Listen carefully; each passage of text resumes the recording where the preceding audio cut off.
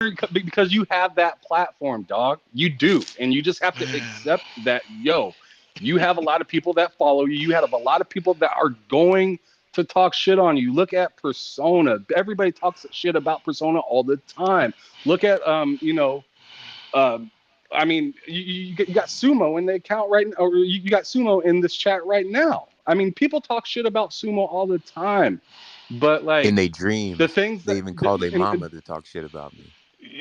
And Su- you know what I'm saying, and Sumo it give is them the what it energy is. back though. That's what cost him his It is account. what it is. But like I giving, feel you. but what I'm No, I trying to feel say what you're is saying. giving I feel that what you're saying. energy back is just a waste of time, and it hurts you more than it does It them. hurts So them. they Yep. know that. They know that. So they're gonna drag that out of you. And I'm just saying, bro, like you've been making some pretty dope stuff.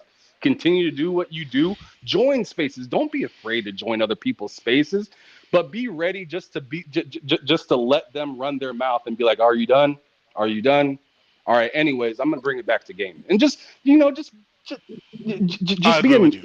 just I being that dude. You know It's what I I'm kind of saying? like I trying to make oh, yourself the bigger person, you know what what I mean? I get what he's saying, but the problem is I can see where he's coming from. It's like, yo, how much can I tolerate this bullshit yeah. before it Yeah, becomes the norm that people are just sitting on my throat and like, okay, you know what? Fuck you at this point. You know, you know the apologize. sad part is I don't even get mad if they were telling the truth, but when they just make shit up, Yeah, it'd be like bro, like out of the blue, niggas gonna say, oh, he doesn't even own an Xbox. What? You think I'd start a community called Xbox University without an Xbox? How does that even make sense?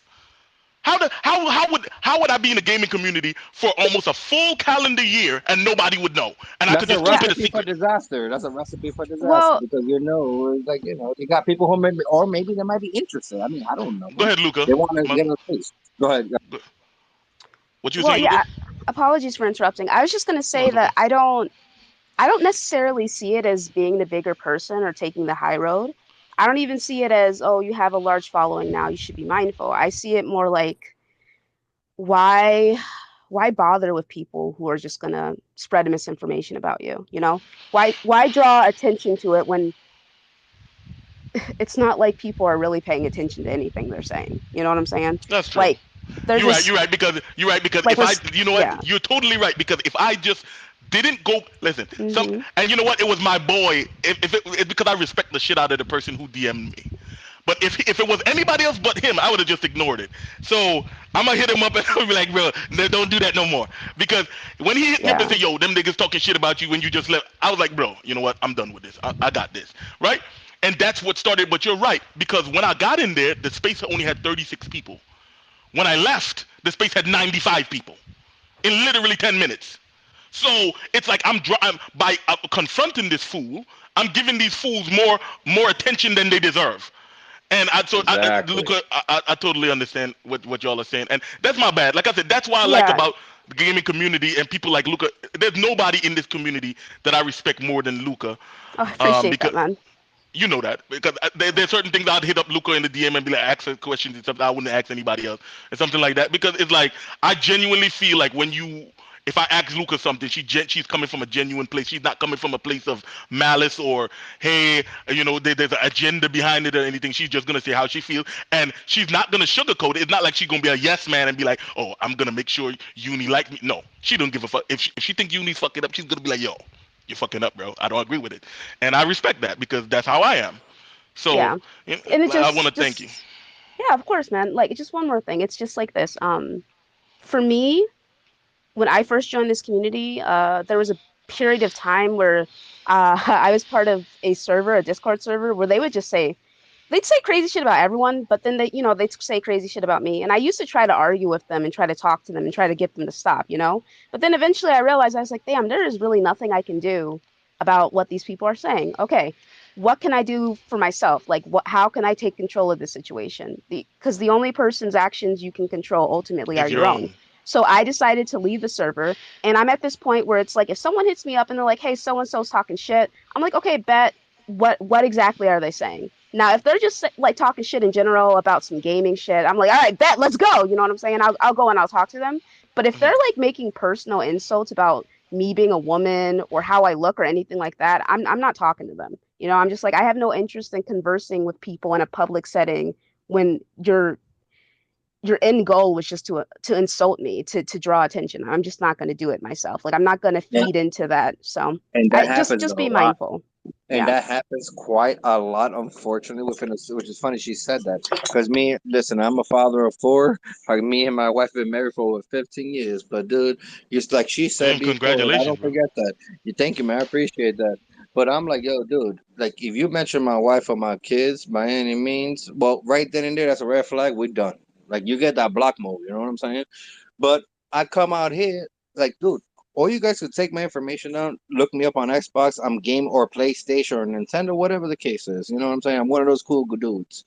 A lot of you might know me. I'm not whatever. The shit with my stuff, I'm a car guy, so not every people like cars. I have a YouTube channel for cars. Mind you, it's not much, but it takes too much money to produce content for that type of shit. So I kind of gave up on it for over a year. I'm like, yo, I can't do it. But in regards to doing a passion, which I tried the whole gaming, doing the YouTube thing and stuff like that. But I'm like every single time I see comments, I'm like one of those. Mind you, I'm an '80s kid. Like I was born in '85, so I'm like, I'm sitting here. As time progresses, a lot of people are getting more judgmental, I would say, or more just like or opinionated. But I'm like thinking to myself, well, this is my shit. Why the fuck do I feel like I need to tolerate what anybody's telling me and how I'm running my stuff? If you don't like what I do, then guess what? Don't fucking watch it or don't even look at me and get the block button. So I'm like, as I'm progressively getting older, it just sticks with me. I got a family of four. I don't need the negativity. I already have a long day every single. My son just came back from camp. He have a freaking fracture on his arm, for crying out loud. He went to camp. I said, you gotta be kidding me. Like that's more important. It's funny. Hi, baby. How you doing?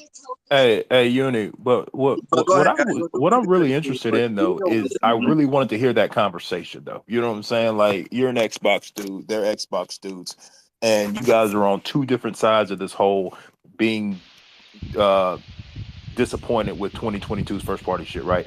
I wanted Because to they don't really live hear in reality. I really They wanted to don't hear live in that reality. conversation and shit, But right? I had. But Were you not there this But why, morning for the Cooper? whole space? Why between I them?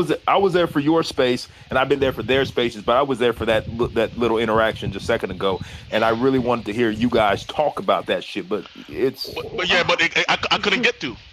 That's the problem. And the problem is like I'm saying, listen, if you're not disappointed, fine. I can't tell somebody who to be, what to do. Just like I can't tell somebody what to spend their money on. If I say The Last of Us remake is not worth $70 to me, then that doesn't mean that you shouldn't spend your $70. I'm just saying to me. So it's like if I'm not gonna sit here and pretend that Xbox first party output this year is somehow acceptable or good because I prefer Xbox. No, it's not gonna happen. It's not gonna happen. When dudes are telling me, but look at Pentiment. What? Are we kidding right yeah, now? what I'm saying is though, it would have been dope to hear two Xbox people on opposites because I have that argument all the time, but I'm a PlayStation dude, so they don't give a fuck about what I'm saying. So it's like it would have been dope to hear two Xbox people have It a would have been civil dope. fucking conversation about that shit. But man, that shit didn't happen because Yeah, because well, like I said, we were all there for you. it always start with the personal stuff. Like I Yeah. could be chilling, minding my business, and here comes the personal attack about dude telling me I'm this and I'm that. Dude who don't even know how I look, never met me, don't even know who I am, don't know my name, but somehow he on a Twitter app lying, pretending like how he knows my whole um biography or whatever. It's just sad to me. But like I said, to me, it's unacceptable. Xbox, the last big game they dropped was Halo Infinite, and we know how that's going so far, and that was in December. So the next time we can look for a game by the earliest is January of next year, and it's probably going to be like February or March. So that's over a whole calendar year without a big first party game. If anybody say that's acceptable, either they broke and they don't have no other console but Xbox, or they're mental illness. It have to be one of the two, my guy. It can't be nothing other than that, because do not sit here and tell me that you are okay with Xbox not giving you any big game. Like I keep telling people, indies are icing. They're sprinkles. They're not even icing. They're sprinkles. See what I'm saying? The backlog is icing. But now they're telling me that I need to just enjoy my icing and sprinkles only with no cake for this year. And I'm like, bro, that's unacceptable. Phil Spencer said it's unacceptable. So how can Phil Spencer think it's unacceptable? How can Colt Eastwood think it's unacceptable? Imagine being more of a corporate slave than Cole Eastwood or my boy Kid Smooth. If Kid Smooth is more objective than you about Xbox, you have a problem. This man literally just did an Xbox rap. So that's my point. Like, I am tired of these grown adults that can't have a good conversation because they are scared that the ponies get a W. Oh, you saying all of that? You know that's gonna give the ponies ammos, right? I don't give a fuck. What? What? You think when I'm talking, I'm worried about what the pony's gonna think or not think, or what the Xbox gonna think or not think? Like, bro, I'm just saying how I really feel. If you don't feel that way, fine. I keep telling people, what do y'all expect? Have y'all ever met a celebrity or somebody that you like that you agree with 100% of the time? Like my guy, you've been married 15 years. Do you agree with your wife every time for 15 years? Of course not. And that's the woman you love. That's the one you married. So if you don't agree with the woman you love all the time, how can you expect you gonna meet a nigga on the internet and be like, yo, I agree with him 100% of the time? Like, you're not. You're not supposed to. We're two different human beings. But we can respectfully be like, yo, I agree to disagree. Xbox this year is great for me. To you, it's not great. Okay, cool. But when people are gonna look at me and say, we just got Sniper Elite. That was a $60 game. I'm like, bro, I don't care if it was a $600 game. I don't like Sniper Elite. That's not my thing. So it doesn't matter if they put it on Game Pass or not. I'm not playing it. I don't just want a game. I want good games. I don't like just putting any old game on Game Pass isn't enough. Like, they put Watch Dogs 2 on Game Pass. I'm supposed to be doing backflips? Am I supposed Now, to be with that being overjoyed? said, what's kind of crazy? What game do we look forward to? What game do you look forward to actually coming out? Hopefully within this year or the following. Now that, my friend, is a good question. The next game is probably Plague Tale, You know Requiem, what? Yeah, I'll take that. I'll take that underneath my belt. Yeah, hell yeah, dude. Anybody else? God of Oh War. shit. God of, Obviously. Scorn. No, I'm not looking for no goddamn Ooh. Scorn. Let me tell you why. Scorn is one of those games that I'm gonna wait and see, because dudes are capping for a game from a developer that you don't even. Okay, who's the developer of Scorn? Can you tell me that? Who said that they're waiting on Scorn? Who makes Scorn? You can't even tell me. So how do you know it's gonna be a great game if you don't even know who the developer is? It might be another Crossfire X for all you know. There's no. I look forward to Starfield. Ooh. Yeah, at least Starfield you can say, okay, it's a Bethesda game. I know what to Hell expect. yeah, dude. I'm excited for that game. Yeah, I'm excited. Like, you know what to expect with Starfield because you have, like, experience with Bethesda and the developer. With Scorn, I have no experience with that developer. I have no experience with that type of work, and I've never played a game like Scorn. So, excuse me, I'm not gonna sit here I and ain't gonna cap and lie. be I'm like, excited for Scorn, bruh. I am. I mean, just that. no, you could Just be. I'm that not saying that look you shouldn't be. of just it looks nasty and crazy and kind of gives me like a slow version of Doom kind of look. I mean, that's Okay. the reason that that's the reason that I'm excited for it. And I don't know, the account has been pretty active with, showing some stuff, being in the community. I like that kind of stuff. That kind of stuff gets me excited for a game when I see the account of the video game interacting with people and just talking and stuff like that. That kind of stuff, that little bit of extra, TLC means a lot to me. It makes me more excited to play. Doesn't it Okay. remind you of like the medium, right? Remember the medium? People were like, oh, this, that, and But how then the fast medium turned out to be mid, though. Yo, but honestly, I enjoyed the game pretty much. Now I we got, didn't. for an example, the one coming out, the full release finally, because we have the beta mode in regards to Grounded, right? Dude, they've been part of the community the whole step of the way. Like, if you're into that building Minecraft type of thing, like, dude, that game when it full release finally releases, that game is gonna be pretty badass. I ain't gonna lie, I think it's gonna be pretty badass. Like, me and my boys would play it all the time. In my opinion, I think the game will be pretty cool. But I think that's what people are trying to refer. Like, as long as the companies who are building the game are very transparent with like us, who are the consumers, by all means, we should support them 100% of the way. And if you're like, oh, how about we change this or that? Everybody should get together hand in hand, and that's what makes a good company. Whether it be AAA, AA, whatever the case is, I love that, man. Yeah, like I said, I'm not against AA games or thing. It's just that I just think that Xbox, they have been less than stellar at the beginning of this generation. First, the fact that you launch um without the exclusive because of Halo Infinite debacle. Then we had to wait until July just for the first party game, and then after that, now we have to wait for another basically a whole year for a big first party game. That's ridiculous, bro. Like, but that's why you need to have more than one console. I keep telling y'all this, bro. Do not let these people pigeonhole you into one. This is not a gang. There's nothing wrong with owning all the consoles. Like, bro, I've owned all the consoles. Like, I had a GameCube, a PS2, and an Xbox. Like, bro, dude, there's no reason why you should only have one console. Am I excited for the future of Xbox? Of course. Xbox, I keep telling y'all, and I mean it. I believe Xbox is gonna win the generation because we know it's not how you start, it's how you finish. Look at the PS4 generation. The PS4 generation started like less than stellar, right? And what ended up happening? See what I'm saying? Like when it comes to games, like they started with Bayonetta 3. Bayonetta 6. 3 is all I gotta say. Nobody talks about Nintendo with Bayonetta 3. I Oh look yeah, forward to yeah. that one. Of course, and Xenoblade Chronicles and stuff. Yeah, Hell yeah, dude. yeah, I agree I with mean, you. can we have a moment of silence for 2023? Because that shit's gonna be lit. Allegedly, I'm not giving Xbox no credit until I get the shit in my hand. Seemingly, that's what people were saying about Yeah, that's what I'm saying. 2020. Exactly, 2022. 2020. Actually, no, they were saying it about 2020 and then 2021, then 2022. Yeah, exactly. Now I know. That's why I said allegedly. They have to deliver them shit Seemingly. first before I give them credit. Yeah. And once they do, I'm gonna give them credit. You know what I'm saying? Once they do, I'm gonna give them all the credit in the world. You know that. But I'm not giving them any credit anymore because they told me this year Redfall was gonna be summer of 2022. They delayed that shit a whole year. How do you be? Even if you say, let's give them the COVID excuse. They did not know about COVID last summer. What? Like, remember they announced that one more thing, Redfall, and then they said summer 2022. So what the hell happened between last June and this June that they have to delay the game an entire year?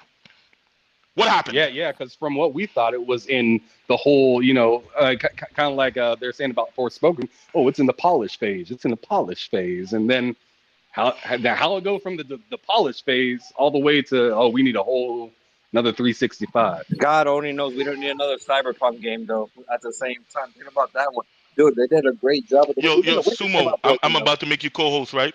If somebody is trying to request to speak, let them speak because I can't see. Twitter Spaces have been fucking up for me, man. Like when I minimize it, it says 3 people trying to request to speak, but when I look up, I don't see any, which is kind of crazy.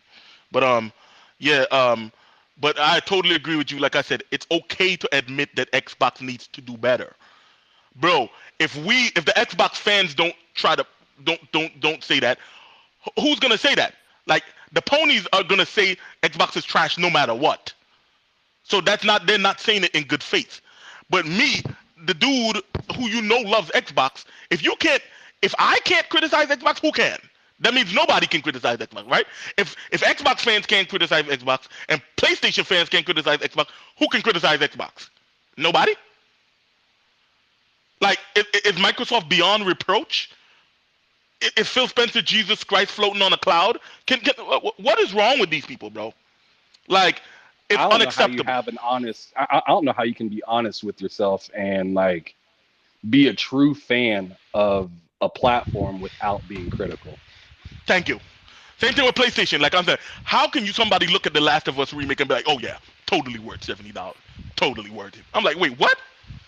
So you gonna tell me The Last of Us remake is the same price as God of War Ragnarok? Wow.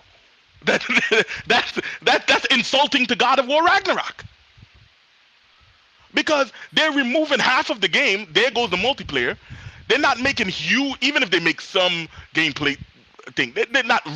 It's the same story. They're not even adding additional content like how they did with the director's cut of Ghost of Tsushima. There's no additional content. There's not even an alternate ending. They're not even saying, "Oh, let's give them an extra 2 hours or 3 hours of game of story to show like the background of what it wouldn't be a Abby remake, was Uni. True, touche. Why Well, didn't they give Joe they could have called it chainsaw? They could have called well. They shouldn't say remake then. They should say The Last of Us Part 1 director's cut. They love that. They should have did that because I'm like, bro, show us what Abby was doing during The Last of Us Part 1. Do some backstory on the doctor, on her father that was murdered. Like, come, you know what I'm saying? Like, do something, man. Yeah, I it's don't know, pretty man. nuts. It's pretty nuts. At the beginning of the PS5 generation, I got Spider-Man Miles Morales and the remastered for almost the same price that they're charging for this one Last of Us game. Exactly. 2 games. Exactly. You got 2 games. you make perfect example. Exactly. You got 2 games for the price that they're giving you half the game. It doesn't even have factions in it. That's literally that's pissing on you, bro. They're pissing on you, and you're telling me it's cool and rain. But Dauntless, go ahead, bro. I'm sorry for making you wait, bro. All right. I just wanted to add my 2 cents on the whole Bethesda thing. Oh yeah, knock yourself out, bro. Go ahead. So, at first, I liked a few of the games they showed at the showcase, but now I'm thinking back at it, it wasn't as good as I originally thought. Because where was besides all the usual Bethesda games that they normally release, what other ones besides Starfield were there? No, I agree. Okay, like where the hell is Indiana Jones?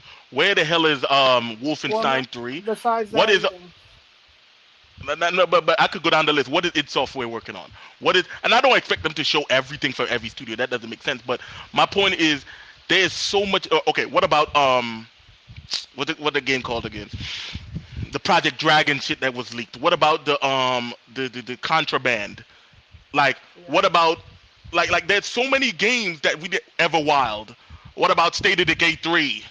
What about what the hell is Compulsion's game doing? They bought Compulsion's game in 2018 and we haven't heard diddly squat. Why should we have to wait 5 years to hear from a studio that's been developing the game? Bro, it's insane. It's insane. Like, are they making The Last of Us? Are they making a game on the level of The Last of Us? Because it better be. Because God of War is being created in 4 years. They're dropping God of War in 4 years. Now people are like, well, that's a sequel, so okay. Let's go to Gears of War 6 then. Right? Gears of War 5 came out in 2019. So Gears of War 6 should be coming out in 2023 then. Right? Because Sony can do it. Why can't Xbox do it? And I made the same argument not too long ago. Because look at Insomniac. Like Insomniac, from 2019, they were purchased in 2019. And you can't say that, oh, well, of course, because they had games ready to go because they dropped Spider-Man in 2018. So they just dropped the game the year before. And Sony bought them in 2019. And since 2019, Insomniac has dropped Miles Morales, Spider-Man Remastered, Ratchet and Clank. Next year, they're going to drop Spider-Man 2, and the year after that, Wolverine. That's 5 games from 2019 to 2023. What the hell is Xbox excuse? What, Microsoft has more money than Sony? Obviously, it's not a money issue, right? Yeah, that's my point. Like, we can be objective. Something is wrong, and we don't know it. All I know is it's not Sarah Bond's fault. We know that. But can you leave that married woman alone, please? Like, first of all, she's not married. Allegedly. Allegedly. I will not let y'all. I would not let y'all work around trying to claim she's married. I have not seen one. If she was married to me. Hold up. If she was married to me, you think she could go up on any stage? Hold on, wait. That is an independent woman, man. Like, come on. Hold up. If she was married to me, you think she could go up on any stage in front of a national TV without her ring on? Hell nah. I wish she would. She'd be single before she walk off that stage. Keep the playfulness of it, right? Because sometimes you hover on that creepy. This dude's in her bushes. You know what I mean? Like this cat is like wearing fake Starbucks outfits, making coffee. You see, now you're going overboard. Now. Like you're going overboard sometimes, bro. But keep the playful. That's all I'm saying. Okay, you act like I'm saying, oh, I'm a find her address or something. No, not at all. But when you start going down that fantasy, if she was my wife, I start. No. Hold up. I don't mean she's my wife. What I'm saying is, she said she's married, but I said that she doesn't wear a wedding ring. So I said, if that was your wife, would you? Okay, you married, right? Do your wife wear her wedding ring? When she's not mad at me, yes, she does. When she's not, so when she's mad at you, she takes it off. Oh, you better than me. She throws that motherfucker. I got a magnet in my pocket. I just keep that. When she throw it, I just clink. I got it. But the point still stands. She wears her wedding ring. That's all Absolutely. I'm saying. Yeah. That's the only point I wanted to make. But relationships are different. You know what I mean? So like I said, allegedly, if she's married, she's also in a different position. You know what I'm saying? Yeah. If somebody can provide me proof that she's married, I'll leave that lady alone. Okay, no. Here's the thing, though, right? Like, okay, you need proof before I stop talking. You damn right, because she could be single. Here's the thing. For some people, it is uncomfortable hearing you bring her up because you do mention her like every time. Oh, I'm sorry. Every time I'm in a space where you're in, you do mention her. You know what I'm saying? But you know, here's the crazy part. Here's the crazy part. I mentioned Phil Spencer just as much as her, but nobody don't get creeped out. Yeah, but you're not thirsting after Phil Spencer, man. Cut it out. Like, come on. Because I don't like men. Like, so why would you even use him as an example? Like, he's not even a good example. You're not. It's not the same context. It's not the same context. Still wear his wedding ring. It's not the same context. I don't know. Nigga, I'm not checking. But no, what I'm saying, you know what I mean? No. What I'm saying is like you're like, well, I bring up Phil, no one has an issue. That's not the same context. You're not like thirsting after Phil like you are with Sarah. You know what I'm saying? First of all, I'm not thirsting after Sarah. Okay, what I am doing Ninja. is listen. What I am doing is I am acknowledging the great work she does at Xbox. That's why I say I know it's not Sarah's fault. How is that thirsting? Because I say it's not her fault? Should I say it's her fault? Say if I said it's all Sarah's fault, fire her. No. I don't understand. But that was okay. Is there anything Sarah could do that would make you say those words? Yes, if she. Okay. Oh yeah, no. I took me a second for me to remember what exactly it is that you said about her. Yo, you say stuff like, "Oh, Sarah Bond's fine ass," bro. You're not talking about her body of work, buddy. You're talking about her body. You know what I'm saying? But, so okay, it's like, but she is fine. Like, what do you want me to do? Buddy, I get what you're saying, man. she's a beautiful woman. I'm just letting you know. I'm just letting you know that some people are just like, I don't know how I feel about it. You know what I'm saying? Okay, fine. If y'all get uncomfortable for my man being heterosexual, that's your problem. Listen. Yeah. Like so here's the thing, it buddy. Here's the thing, buddy. Maybe this is like a cultural thing because she's you're calling you buddy, bro. It's already on. So I'm just gonna shut up right now, and I'm just gonna. If she starts saying respectfully, it's over. So if she does say respectfully, I know. I just think it has nothing to do about you being a heterosexual male or anything like that. Maybe it's a cultural difference because you're from the Caribbean, right? And I know there's like a different kind of outlook when it comes to discussing certain things. You know what I'm saying? I see women thirsting over Chris Brown and stuff all the time. Nobody says it's creepy. I see women thirsting over traits. All of these celebrities. Why is it fine when a woman can be like, oh, he's fine. Oh, I would love to be Chris Brown. That's totally fine. But if I say Sarah Bond is fine, now you sound like you're gonna be in the bushes. Like, come on, bro. Well, I mean, okay, I didn't say that, but I. But yeah, I didn't say that. Also, you're using abstract. No, I'm not saying you. Oh yeah, okay, I got you. I'm just saying, like him. He's like, yo, it sounds like you make it creepy, like you be in the bush. Like what? Because I said she's fine. But there's like celebrity tier, right? Where you can be she's not a celebrity space and say, man, X and X is whatever, and people. So she's not a celebrity. It. And then there's my again, the question. I want to follow. She's not a celebrity, and that's kind of creepy. She's not a celebrity. No, she's not a celebrity. I can go shout her name out of my neighborhood. What person in the gaming community don't know who Sarah Bond is? Well, here's the thing, like, because we're in a certain, I mean, Phil Spencer follows people on Twitter. You know what I'm saying? Like, we have access to these executives and stuff. So I think that's what's putting people off too. Like, she's not just some abstract person that you like. You know what I'm saying? Like, it's just. I praise what she's doing and don't objectify. Hold on. Whoa. That's me. I praise this lady. It's done in a praising way, but she wants you to focus on what she's bringing to Xbox. And how do you know what she wants in the industry? Well, how do you know what she wants? Doesn't. You know what I mean? So I don't. You gotta kind of navigate. But you're making assumptions. That middle road of safe.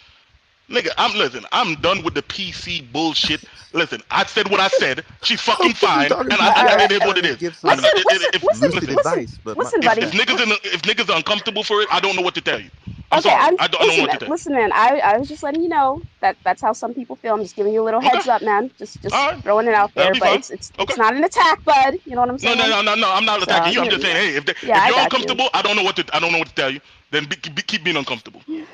Are you telling people to suck? you telling people suck to suck? Exactly. Yeah. Exactly. I don't know what to tell you. Like, I'm not gonna keep. I'm not gonna. Listen. If anybody know anything about me so far in the gaming community, I'm gonna say what's on my mind. I'm gonna say the truth, whether you like it or not, whether it makes you feel comfortable or not. It is what it is. If you as a grown ass man or woman, hate the fact that another man somehow finds a lady attractive and that makes you, I don't know, uncomfortable, that's your problem. Go to therapy. I don't know what to tell you.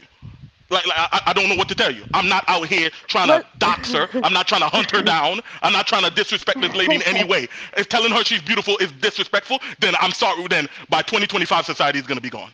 Okay, I'm just saying that maybe it's a cultural thing. It's a cultural thing. And once again, it's not you just saying she's beautiful. It's you talking about discussing her assets. You know what I'm saying? Like that's where what some assets people discuss? She don't even have an ass. What assets? Okay, I've never said anything about her assets. Yeah, I said she's beautiful. No, I said. Oh, okay. I meant her body entirely. I never said anything about her body type. No. You said Sarah Bond's fine ass. Like, come on, man. Like, no, I don't mean her. I don't mean like literally her ass no, is fine. I mean, I get what you're saying, man. But I'm just saying. I don't know if it's like it's a cultural thing. But okay, do you think Chris Brown is fine? No. Okay. No, absolutely. Do you think Morris Chestnut is fine? Morris Chestnut is fine. Yes. Okay, so basically what you're telling me, if you really like Morris Chestnut and Morris Chestnut was in charge of, I don't know, something that you're passionate about. Let's say Morris Chestnut was the head of, I don't know, baseball, and you're a baseball fan, and he's so now every time you watch baseball, you gotta see Morris Chestnut fine and walk out. You gonna tell me that it somehow it's uncomfortable for people to tell you that, yeah, I like him, I think he's attractive. Like what? Like if that makes you uncomfortable, I don't know what to tell you, bro. Okay, so here's my thing. If I'm very mindful of what I say and how I say it, and what settings I am when I say it. You know what I'm saying? I feel you. And by that I mean, okay, I've made jokes about like Phil Spencer being handsome or whatever, right? But it's like I would never say it. For real, is he? Is he handsome? Oh yeah, you know he's a handsome older gentleman. You know what I'm saying? I didn't know. Yeah, okay. Cool. Yeah, but it's just like it's one of those things where if there are people. It's like we have access to these people, you know what I'm saying? And it's like I don't have no access to Sarah Bond. She and me. No, access is in you could reach out to Sarah Bond and she could respond to you. I can't reach out to Morris. Nigga, I have tried. You know. I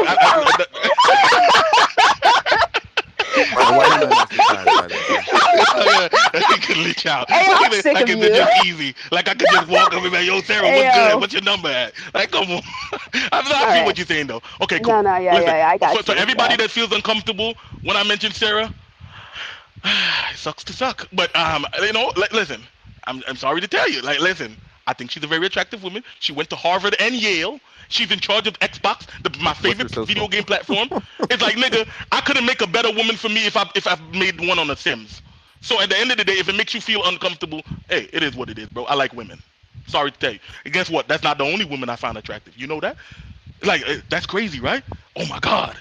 I think Doja Cat is fine too. That's crazy. Oh my God, I might end up in Doja Cat's bushes. Like, come on, bro. You're a little bit too dark complected for Doja, bro. So. Exactly. You know, I don't got the blue eyes and blonde hair, and I'm not racist. But no,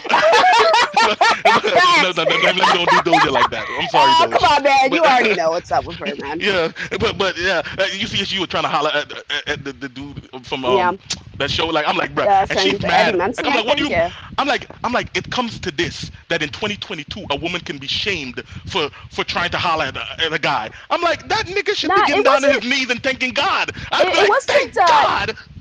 It wasn't that she was hitting on him. It's because she was going through a fucking 18-year-old and asking him like, hey, what's his number or whatever. When she, like, he's on Instagram, she could have just reached out herself. You know what I'm saying? Yeah, true. But like she was just upset. I was like, why are you upset? I was like, why are you upset?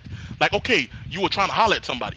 Who cares? Like, what is going on in society now that you got to be ashamed? Uni, that's like a little bit of like a hint of weirdo shit.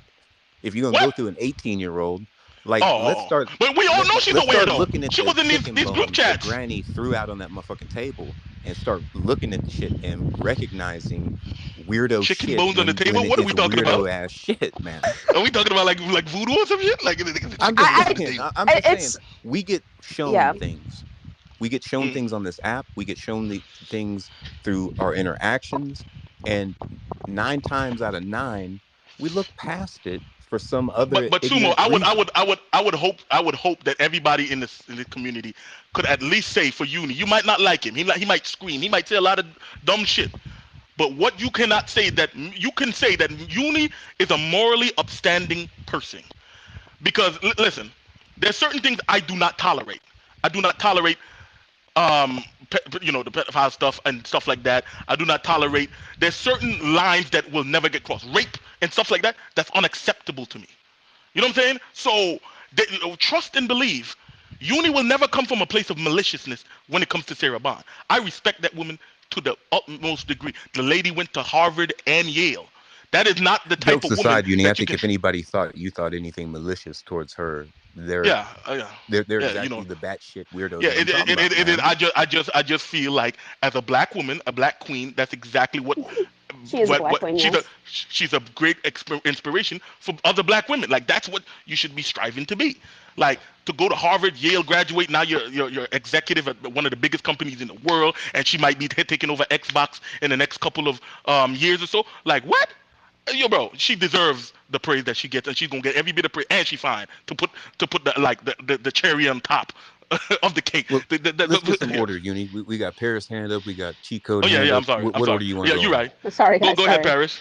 No, it's okay. Go ahead, Paris. Paris, don't tell me Paris. She's fine, and I don't care what you say. I have no comment on anything that you just said with Sarah Bond. He may listen. Other than to say, I agree with you that. I mean, she is definitely an inspiration for women and other people of color that are trying to get into this industry. And that's how it should be, right? I think she carries herself in a very professional way. And I will leave my comments at that.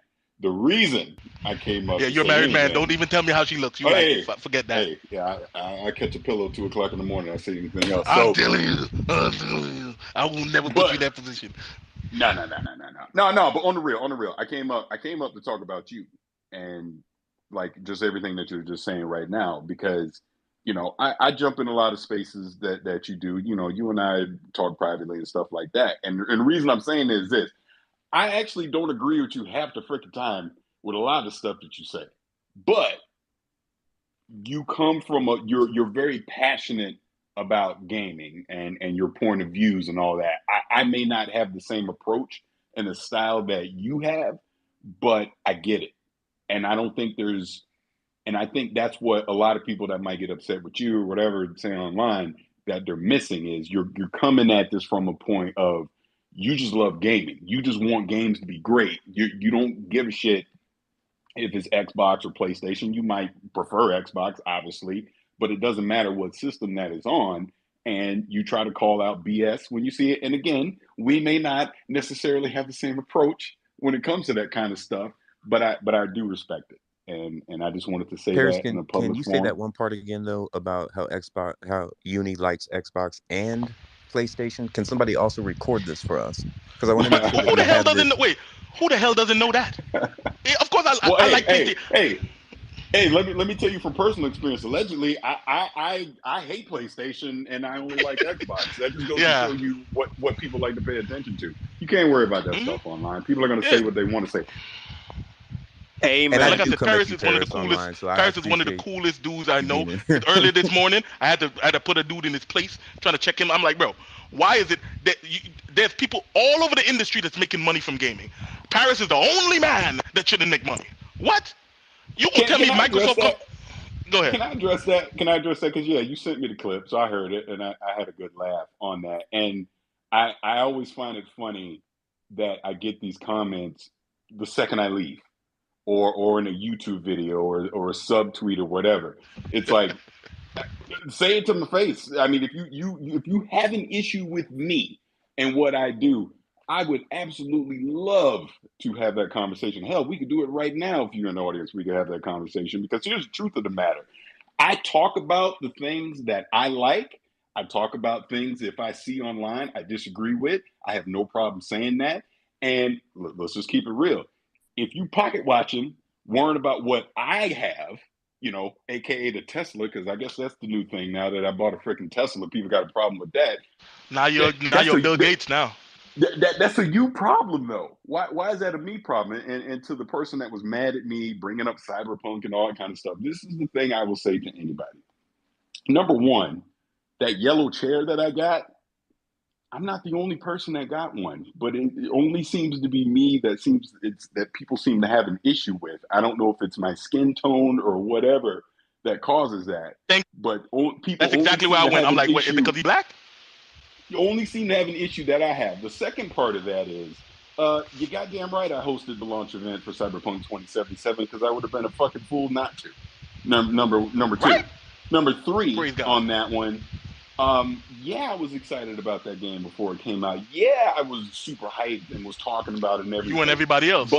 But go watch my review that I did on Kind of Funny right after it came out. I ripped it to shreds because it did not represent anything that I saw prior to that game coming out. And obviously we know now why. So I tell anybody that had, because, people, oh, you're a shill, you're this, you're that. Should I have not accepted an opportunity to go host events for Xbox? Should I have not accepted opportunities to work with IGN and cover Gamescom? Should I have not accepted opportunities to work with EA and do stuff like that? Of course not. Of course I'm going to do that. Just like everyone else would do the same exact thing. It's like, if you have an opportunity in this industry to do something, you're going to do it. And I'll say this on the flip side, show me where I have ever compromised my integrity or morals on my opinion about a game. If I like a game, I'm going to say it. If I don't, I'm going to say it. Just like with this whole Last of Us thing, I think that's hilarious that people get mad at me because how dare you say something about The Last of Us? Clearly, I'm not worrying about, well, if I have an opinion that goes against something PlayStation might like, they're going to cut me off and I'm not going to get a review code. If anything, that's a reflection on them, that you only want positive comments on your games, just like with Xbox. See, this is the funny thing. People don't listen to the things that I say about Xbox. I'm actually very critical of Xbox a lot. I mean, I will praise them when I feel they need praising, but I will also say the things that need to be said when they need to be taken to task. Obviously, a big one was when they tried to pull the okie doke and charge us $120 for Xbox Live Gold. Hell no. Who's going to do that? That's ridiculous. Just like when I've seen other practices. But they're doing that right now. Yeah, just like with the E3, whatever you want to call it, they just did. I thought it was a mistake to not come out and say, hey, we're only going to focus on the next 12 months versus telling people in real time that you're going to do it, right? Just like I've said with Halo Infinite, I thought the decisions that they made prior to launch, I was like, okay, let's see how it plays out. We then saw how it played out. Hell, I even said it to Joe Staten when he was on our show, the mistake. Like, I'm still not sure that game should be out. But no, I'm biased and I'm afraid to say anything. So, it's it's weird. I'm so sorry to interrupt, but I did want to note that I actually did see people critiquing Alana Pierce, Yang Ya, and Skill Up, and I think they all received the yellow chairs too. So I don't think it has anything to do with you being black. Maybe you just didn't see those that commentary. But Yang Ya, Alana, and Skill Up did address it because people were giving them a hard time about it. No, and no, you're correct. They addressed it at the time the same as I did. What I'm commenting on. They keep bringing it up to only him. Like, I don't see them bringing it up for Atlanta anymore. We're going on 2 years since that game came out, right? And I still hear about it. Yet I addressed it at the time. I've had a review that's come out where I criticized the game and the fact that they did some deceptive practices, prior to launch. But I don't see that same energy for other people that were in the same exact situation that I was in. That's kind of my point. And I'll say this, to your point, there's absolutely a racial aspect to this, and believe it or not, it's from us. It's from other black people. It's from I get the most shit online from other black folks versus anybody else in this industry. And honestly, it's disappointing. It's disappointing that it comes down to this because people love to make a perception of you without even knowing you. Right? Clearly you don't consume my content, because if you did, you would know what my opinions are on certain things. All you see is a tweet or an image or, oh, he got that, so he must have sold out for that. It's silly when you think of it that way. I completely understand the racial element of it. That being said, saying that you're the only person who still receives those comments, like you can't know that for sure, because I don't think you're actively looking to see if other people are saying it. Now, I have seen people still bring up the Cyberpunk situation to Alana this year, you know, and I don't know about Young or Skill Up, but I'm sure people are still bringing it up. Like people call Skill Up Shill Up, you know what I'm saying? I saw people say, I know. Trust me, that they're done with Young So like, so it's just like I hear what you're saying, but I just wait. I'm about to make people uncomfortable. Sure. Go ahead, buddy. I'm about to make more people uncomfortable, buddy. I love that. Here it comes. Here it comes. You know what I'm gonna say. A lot of pants fine as hell too, bro. I don't care what nobody says. If you if you don't like it, it is what it is. I said what I said. But anyway, continue. Let me comment on what you said. That's fair. That's absolutely fair what you're gonna say. And I will slightly counter in saying that I've actually had face-to-face conversation with all of the people that you just mentioned, and we actually we were gonna take a picture at the Summer Game Fest thing as a joke, and we just go, all it's gonna do is create a shitstorm. We were gonna take a picture and call it the Yellow Chair Game because we talked about this, and the consensus that came out of that conversation was, I'm definitely catching the most shit out of that group of people. So you are correct.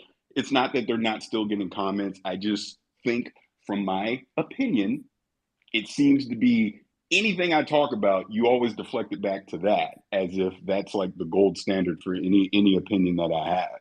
And that's kind of my thing. And like I'm saying, when I see it or it's brought to my attention, 9 times out of 10, it's a person of color. And that's why I'm saying it's disappointing. Because of anything, just one last thing. If anything, there's not enough of us in this industry. There isn't. There's not enough of us that get opportunities to go do some of the things that I've been lucky enough to do. Even as content creators in this industry. And I actually will bring us back to Sarah Blonde, because I know she won't mind me sharing this. We have had this conversation directly, talking about this very thing.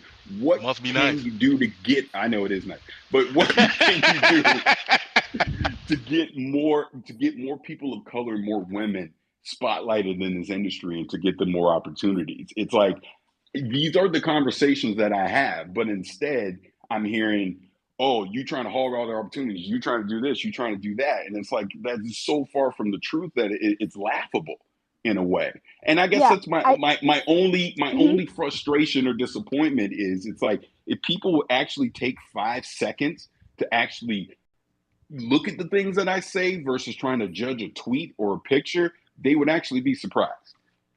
Okay, yeah, no, I hear what you're saying, especially about the race aspect of it. I'm Black and a woman, so I get it. I get it from both ends. You know what I'm saying? So I definitely understand from that perspective. So I will let the rest of the panel go in regards to everything else. Can I ask a question? I'm the one who posted the Tesla. So I just had a comment, I guess. You and 1,000 other people, but go ahead. Yeah, you know. Who posted it? Oh, this nigga Sticks. Oh my god. There you go. How you got up here? I know. Who brought you up here? That nigga Stu. He's the co-host. Okay, go ahead. Price brought me up here. Thank you. But so I just wanted to ask about the $70 games conversation and the counting money aspect of this. If you are a game developer and you make a product, right?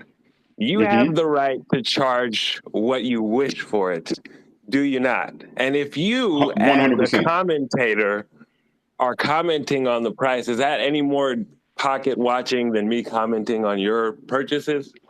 No, because he's not telling you what you should do with your money. He's saying to hit what his opinion is. So if he feels like the game is not worth $70, let me comment on that. Let me throw it back.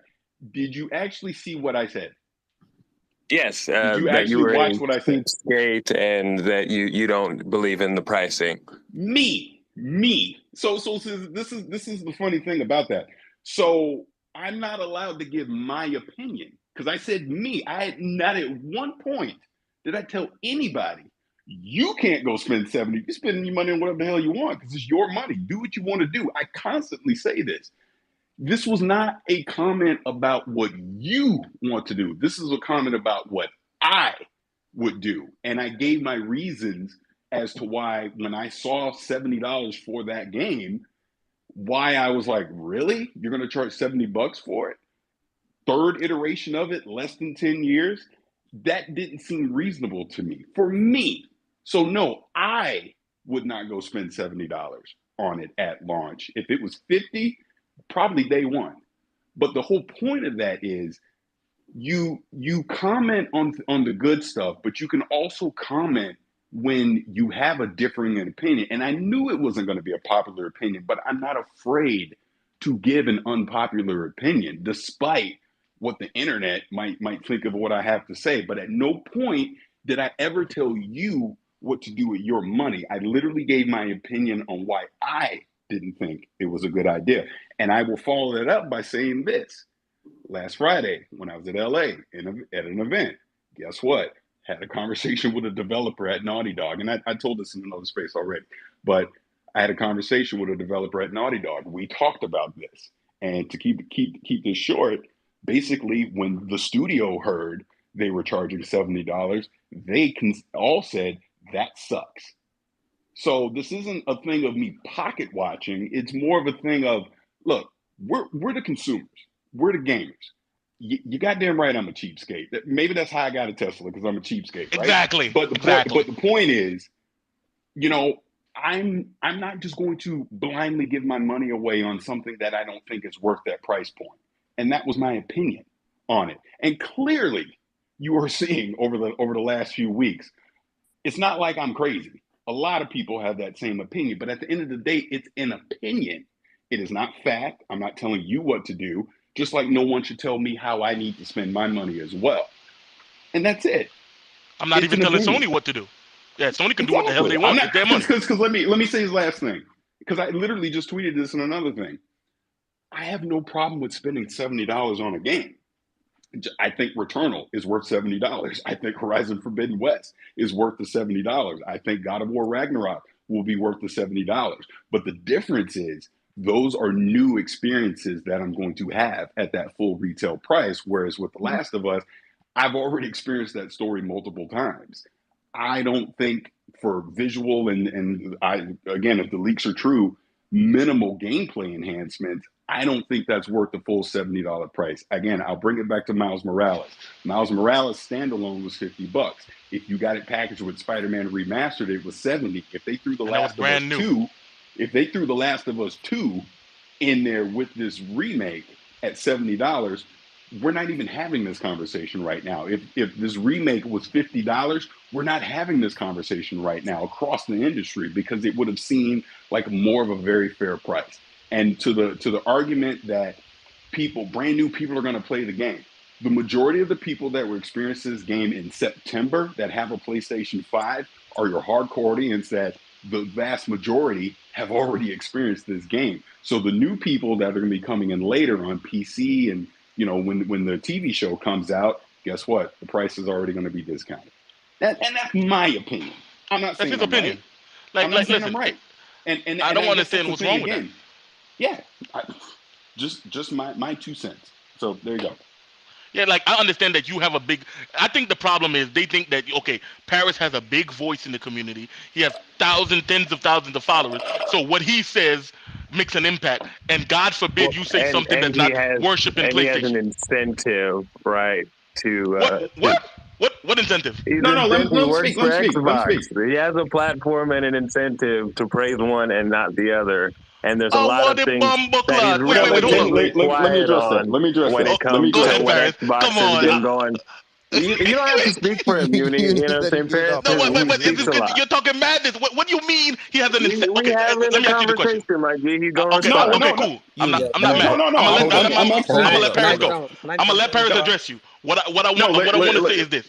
Why does he have an incentive? I muted it everybody for you, Uni. So it's just you and me. Thank you, my guy. I just want to say this. This is an opportunity, right? Because I've come at Paris. I have retweeted him, done my thing, right?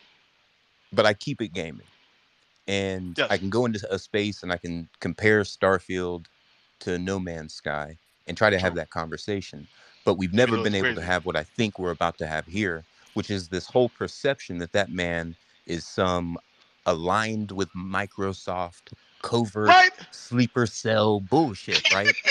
I'm like, they know Sony pay people, right? So I don't understand. Let them have this conversation. Is my point. Okay, I'm gonna let them have it. You're right. Because I'm right. curious. Because hearing the perspective that Paris is sharing, I don't feel like, okay, I'm coming at this dude like a weirdo. Like he doesn't even own. He doesn't even work for Xbox. Like, I don't understand. Just because he did an Xbox hosting job, that does not mean he's somehow now beholden to Xbox. But the perception is reality, right? And this conversation that I want to jump right back to. All right, let Paris go. You're right. Can dead that.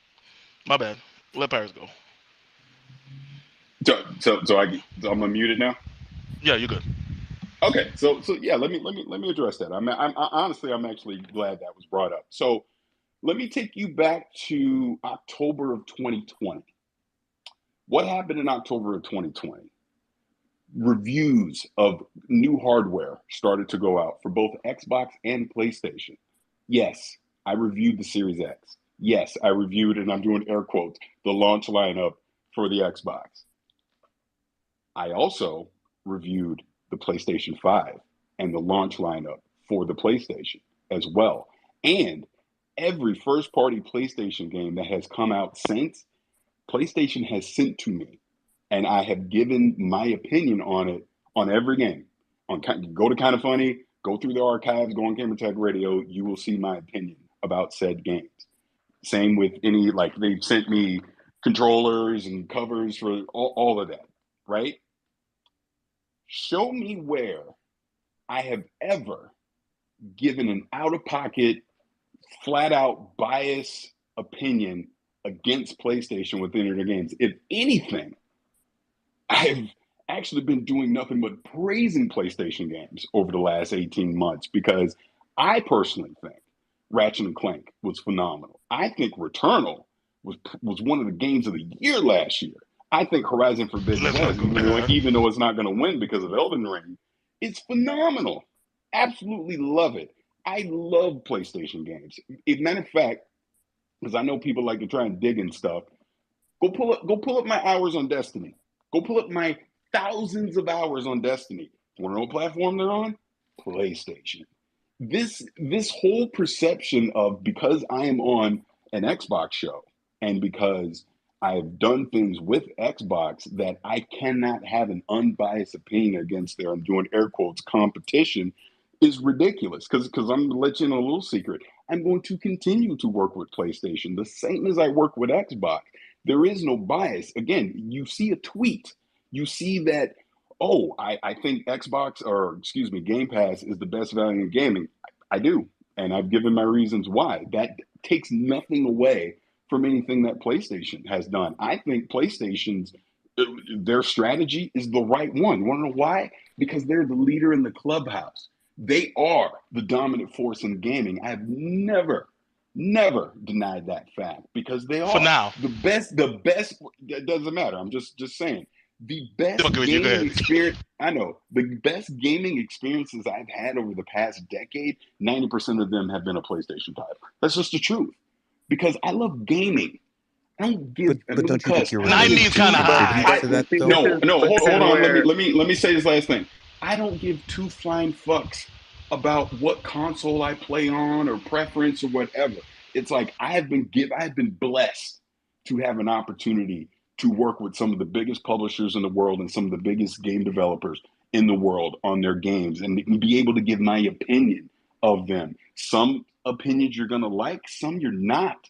But to sit here and think I'm some covert secret agent that secretly is trying to undermine PlayStation is laughable. It's one quick question. Because let me say this last thing. I don't think there's anything covert or secret about it. I think it's pretty blatant. That's why I'm a little confused. Let me say this last thing. The perception is that you can't just be standing on the Xbox Bethesda showcase for 2 years and doing flight simulator museum tours and then me not think you're an employee of Xbox. That's almost a ridiculous An employee? idea. Okay, wait, hold on. Let me ask you the question. Not Sarah Bond. Oh, God. No, what's her name? Can I address What's her name? Yeah, go ahead. Alana Pierce was on Xcast, right? And then she got hired at Sony. See how that works? So it's not like, so she was doing an Xbox show, but then she got employed at Sony, but she still plays Game Pass games and she still uploads to her personal YouTube, Xbox, and there's a lot of was in the PlayStation fans. yellow chair conversation just a minute ago, Uni. She's still part of that whole perception thing, and I think Yeah, but Paris has the an people, opportunity. nobody. Because to Okay. Stick's point, though, right? To Can I Stick's point, address there this? is that Can I Bethesda Let Paris go. showcase, Let Paris go. and Let you are Can I right. address this? It's hard to not see. Go ahead, Paris. Paris. Can I address this? Yes, Again, sir. I will say it this way. That is your opinion. That is your perception. And you have all the rights that you want to it. I am not here to change your mind. I am just simply here to say, go show me anything that I've talked about that has been just this bias. I'm against the competition thing, because I have had an opportunity to go host an Xbox show a few times, because I've had an opportunity to go to Washington, D.C. and do something with Flight Simulator, does not change my opinion about anything that I talk about. Hell, I sat down with the developers of Halo Infinite and talked about their game, and I've been extremely critical of that game ever since. So I don't understand. So let me phrase it this way. So if Xbox came to you and said, hey, no, let's say it's PlayStation. PlayStation comes to you and say, hey, bruh, we want you to host the next State of Play. We love the energy that you have in your content. We think it's great. We think you'd be a great fit for the next show that we have. Are you going to tell them no? Well, we know the answer to that. I'm not going to tell them no, but I'm also pretty unapologetically biased. And I'm not saying, yeah, exactly. Like, nobody's saying, like, don't get your bag and don't like what you like. It's just, it seems to the audience, at the very least, that when you talk about the price of PlayStation games, but you don't talk about other $70 games, and then you do a lot of work with Xbox, that you have an incentive to make these games. I literally just went on a whole colloquy, if that's the right word. Right. About $70. It's actually soliloquy. Go ahead. Yeah, thank you. I have no problem with $70 games. I told you I had a problem with one particular game that was a remake. The third time we've seen it in less than 10 years. I have a problem with that. Not that they're $70 fans are defensive, boy. They are defensive. I literally don't get what else I'm supposed to say.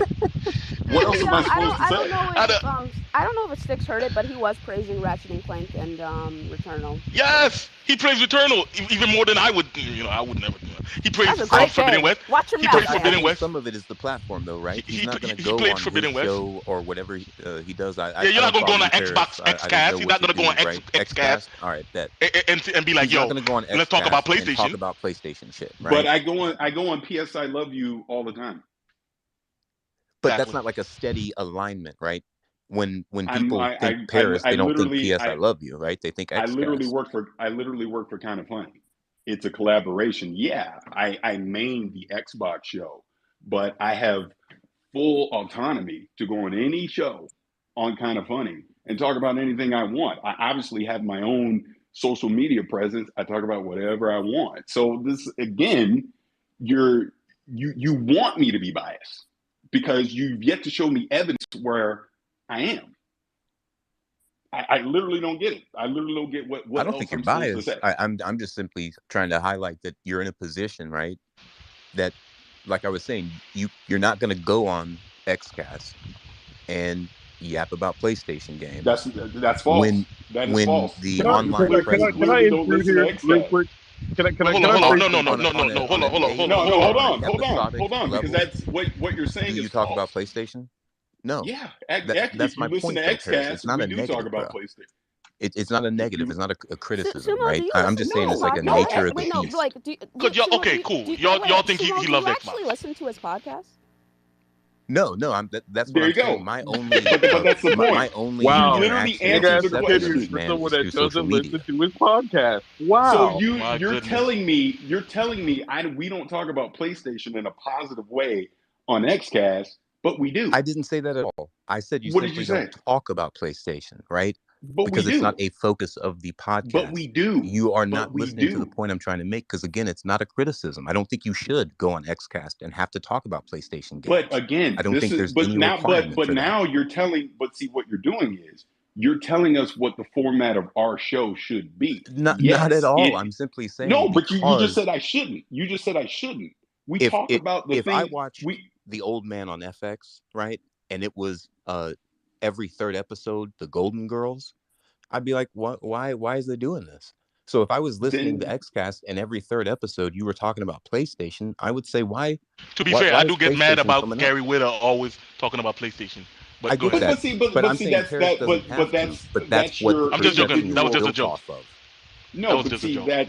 but again, that is your individual right and choice to simply not listen if we're not giving you the content that you see. Trust me, we get people in the comments that get mad when we're not just singing the praises of Xbox 24/7. But I will I say know that. again, I am a gamer.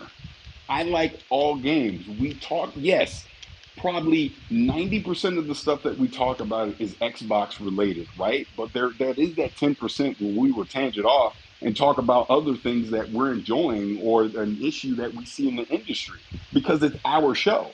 So we can talk about whatever we want.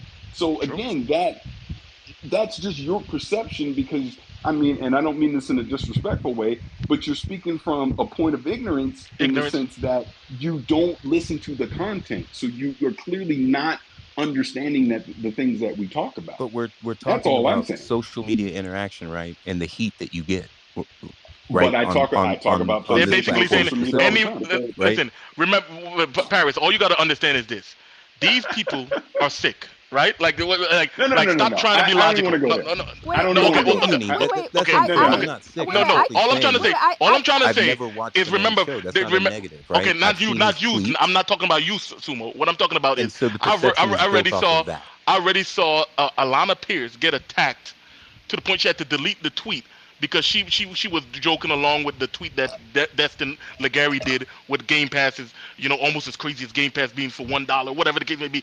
And there was hundreds of Sony fanboys in her comments tagging Sony Santa Monica and all of the executives and stuff. Saying, look, you got a PlayStation executive here talking about Game Pass. Like, these people are sick. Okay?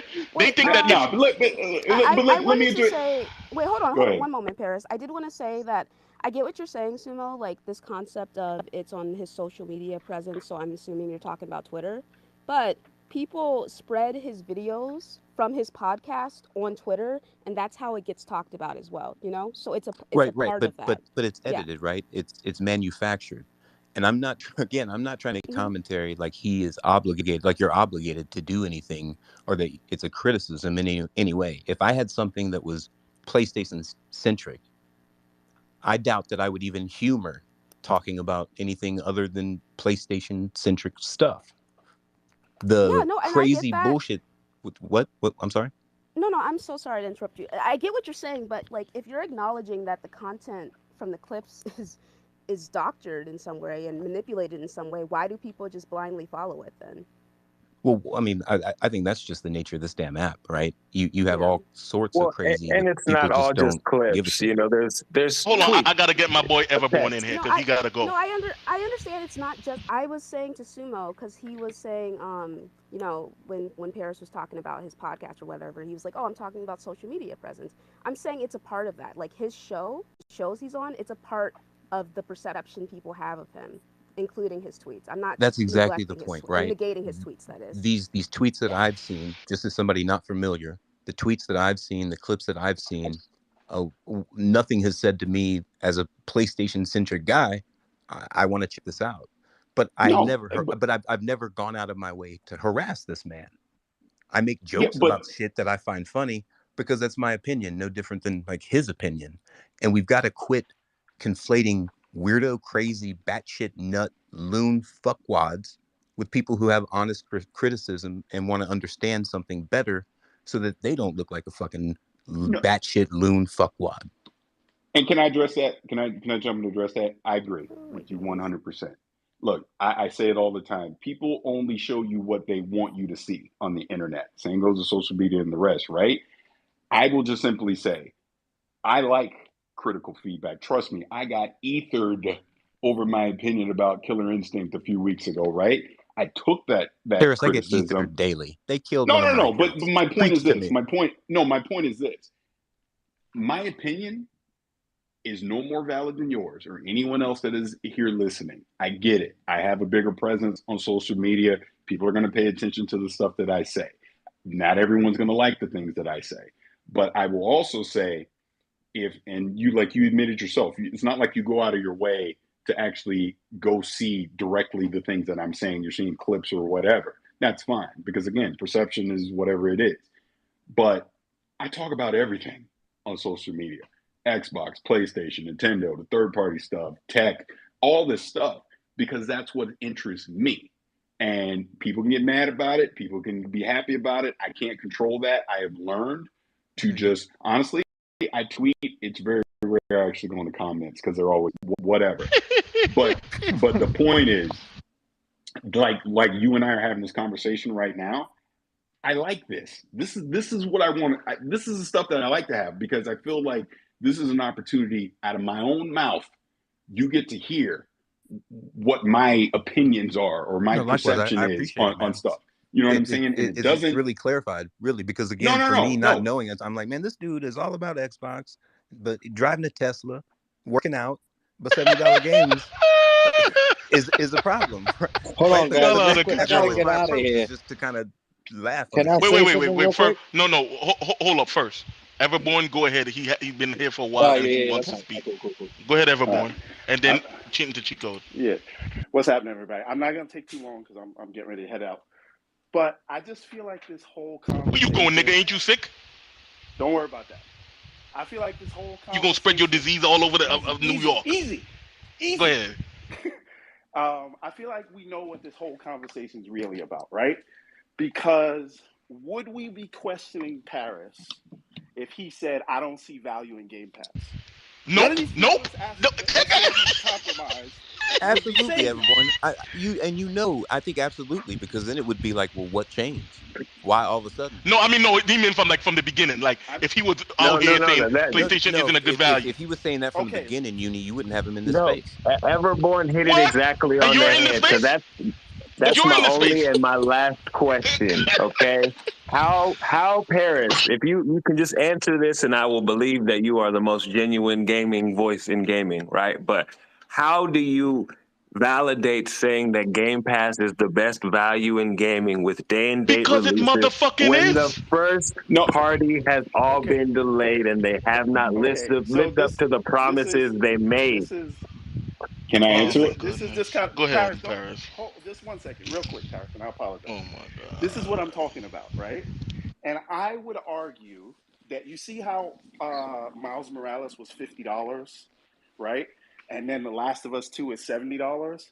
And every time, I feel like the reason Last of Us 1 is $70, the remake is $70, is because every time somebody questions anything about a price PlayStation, something that would be in your favor as a consumer, everybody jumps on it. So what message does that send Sony?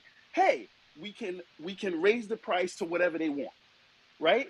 And all Paris said was, for him individually, he didn't think it was worth it, and everybody jumps on him. So what does that tell Sony? $70 is right for what we're Thank you, because they'll defend it. Again, okay, I have a question now. So is calling Game Pass the best value in gaming not telling Microsoft that they can release consoles with no games and they can have years with no games and it will continue to be the best value, and you guys will eat it right up? Which message is worth saying? Can I answer this question? Can I answer this question, please? Sticks, you see why I don't bring you up, bro? Cheat code jump in. Because it's madness. You're speaking madness. You're literally saying that. How is that madness? It's the exact same point. Well, okay, no, hear what you're saying. Go ahead, Paris. Let Paris answer. Go ahead. Please let me answer the question. Thank you. So, about me saying that Game Pass is the best value in gaming, let me first address what the previous gentleman said. I agree. And again, if you listen to my content, you will know that I've been saying this for a while. The lack of first-party content is it's coming to a boiling point to where once we get into 2023, there are no more excuses. 100%. Yeah, it sucks that Ball and Starfield got delayed and all of that. None of that is good. Yes. And they're not mad at you for saying that, Paris. You can say that all day, and they're completely fine with that. No, but let me finish. I'm getting to my whole point. So I should have been mad in 2020. Wait, you meant in 2020? Jesus Christ, just let him finish. He said you should have been mad in 2020. Continue. Oh my goodness. Let him finish. Go ahead, Paris. Okay. So the reason I say Xbox is or Game Pass is the best value in gaming is, and again, I've said this multiple times. I've given a full explanation on this. Go listen to Xcast, you can hear it yourself. I have 3 kids, and we all game, all of us, right? I don't know about y'all growing up, but me growing up, if I wanted to buy Super Mario 3 or Mike Tyson Punch-Out, any of that kind of shit, I'd be lucky to get 1 or 2 games a year. Lucky to have my parents buy me that when I was a kid. So guess what? My kids have the same expectations now. They want to gimme. They want all these freaking games. Guess what? I have Game Pass. Subscribe to that sumbitch. They get to go play. They now have access to all these different games across the board, third party, indie, the trip, everything. And they get to go play. Like my oldest daughter discovers different games all the time that she gets to play. Like right now, my son is out playing whatever the hell he's playing, right? We play Minecraft Dungeons together, stuff like that. All of that stuff is on Game Pass. So for you, it may not be the best value in gaming because you're not seeing the day and date AAA bangers that are coming that should have already been here over the past few years. But for me, there's enough of a back catalog that is already there, and there has been enough new content that me and my kids get to play that you goddamn right is the best value in gaming because I'm not shelling out $50, $60, $70 a pop for them to play all these different games. But again, that's me. I hate the fact that I have to do this. But this year it started off Mass Effect. Now imagine you have kids. This year Game Pass dropped Mass Effect Legendary Edition. They dropped Guardians of the Galaxy in Game Pass. They dropped TMNT. They dropped Tunic. They dropped Shredders. They dropped what's the other game? Nobody Saves the World and Trek to Yomi. Thank you. And Trek to Yomi. They're gonna drop As Dust Falls. They're gonna drop a Plague Tale Requiem, Slime Rancher. I can go down, dude. How can you say that's not a value? The majority of these are Slime day Rancher. one. Day one. You don't have to wait.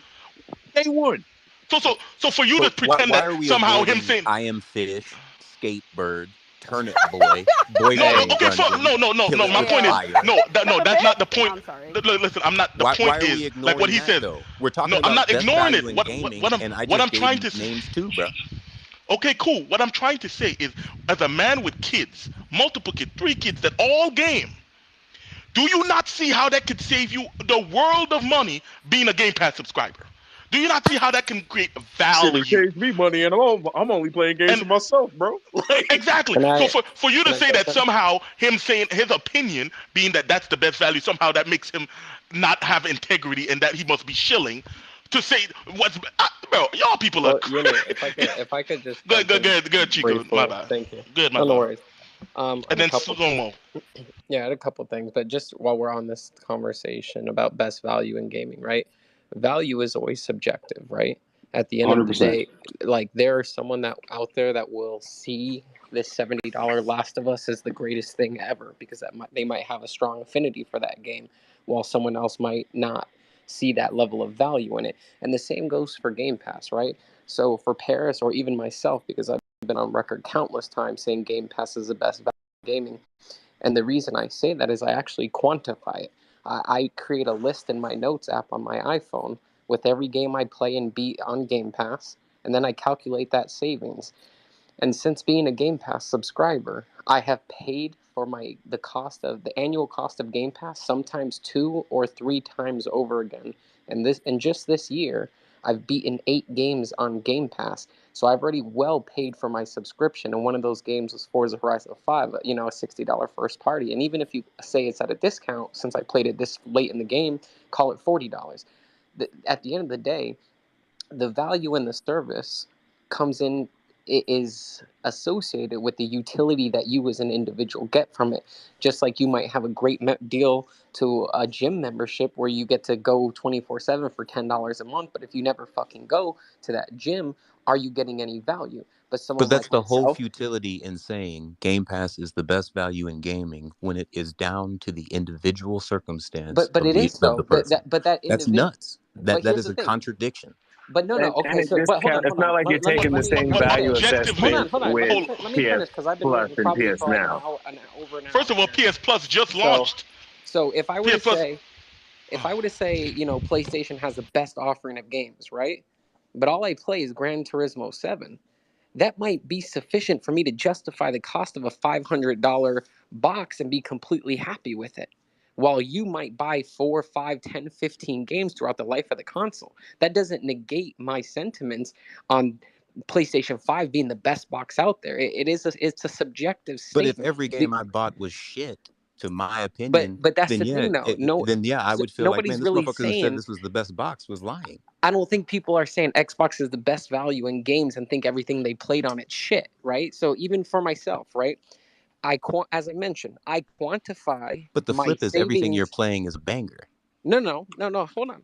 I quantify my savings of Game Pass. I only count the games I played to completion, right? I don't count when I calculate my savings, even though I could, calculate that opportunity cost had I bought this game, thought it was ass, and then lost all that money on it. So I really think when we say Xbox is the best value in games, it really comes down to the individual. Because if you play one game on Game Pass, you might not be squeezing every dollar out of that. You could have probably just paid for $60 for Forza Horizon 5 if that's the only thing you fucking played the whole calendar year. Then that wasn't a smart purchase. That's not good value. You're not squeezing the most out of it. But ultimately, I think it comes down to the individual, and more individuals will get more value out of the service. Here's the thing. Okay, look at Stray. Look at Stray. Stray just came out. If you downloaded it on PS Plus, you save $30. That's the value. Now imagine if they did that for 50 games throughout the year. You would say that's the great value, but they're not doing that. That's the only game that they launched. Any game that you play, because this is the Game Pass argument a lot of the time. Oh, there's just games here for me to play. You can buy half of those games for $5, right? Do you have an Xbox? I had an Xbox. I sold my Xbox One at the beginning of the generation. So you sold your Xbox One, right? Yeah. I had Game Pass at that time. I used to have Game Pass. So my point is, why are you so concerned about Game Pass and the value? And that's the thing. We're just talking about. This is where this comes from. It usually comes from a console war thing, because at the end of the day, for me with Game Pass alone, just this year, I beat Tunic. I beat Trek to Yomi. I beat Shredder's Revenge. I beat Forza Horizon 5, and many others that are missing. That's hundreds of dollars. Yeah, I'm playing As Dusk Falls currently. At the end of the day, like I said, for someone to say it's the best value in gaming, they can feel that way and not be showing. In their opinion. And as Tara said, he's got 3 kids. I'll say myself, I'm a single father with a 1-income household, and the last thing I'll say about Game Pass is this. I have not purchased an Xbox game since 2017. The last Xbox game I ever purchased was Cuphead, and I have played every single game worth playing on the Xbox since 2017 via Game Pass. Been 3, and when I say I haven't purchased an Xbox game, I'm referring to exclusive, because I have a PlayStation, I have a Switch. But as far as my offering, my desires via Xbox, all of that is completely satiated via Game Pass. The last thing I want to say before I turn over this mic is this. One of the things that I hate about this gaming community in general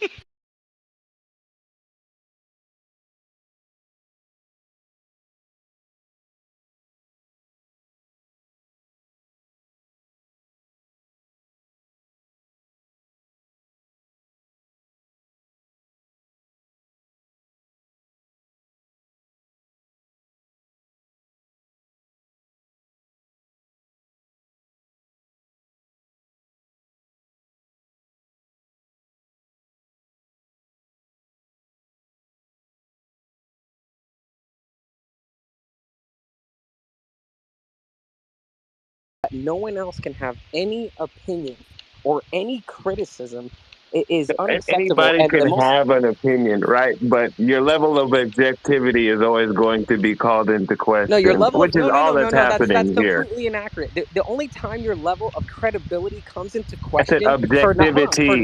The only time your level of credibility comes into question is by people who are corporate dick riders who ride on tribalism and want you to join or die. It's that simple. You can't have diverse opinions I thought we were all gamers here. But the problem is everyone wants to put you in their little box. It's like some gang mentality cult shit. And you can't have opinions that don't align with whatever side has claimed you. Does anybody in this space think that cheat code is on a side at all? I don't care. I don't care whether he's on the side. So nobody puts everybody in a box. A lot of people wind up in the boxes that they fucking. Yo, oh dang, I hit the whole joint a little muted. But I said, what's good? Who else in there? Everybody, man. Master Self, shout out to y'all, King Reaper. Yeah, I'm just pretty much letting them cook and do what they was doing. It went from a conversation about Bethesda and video games to wherever the hell they at right now. I'm cleaning up.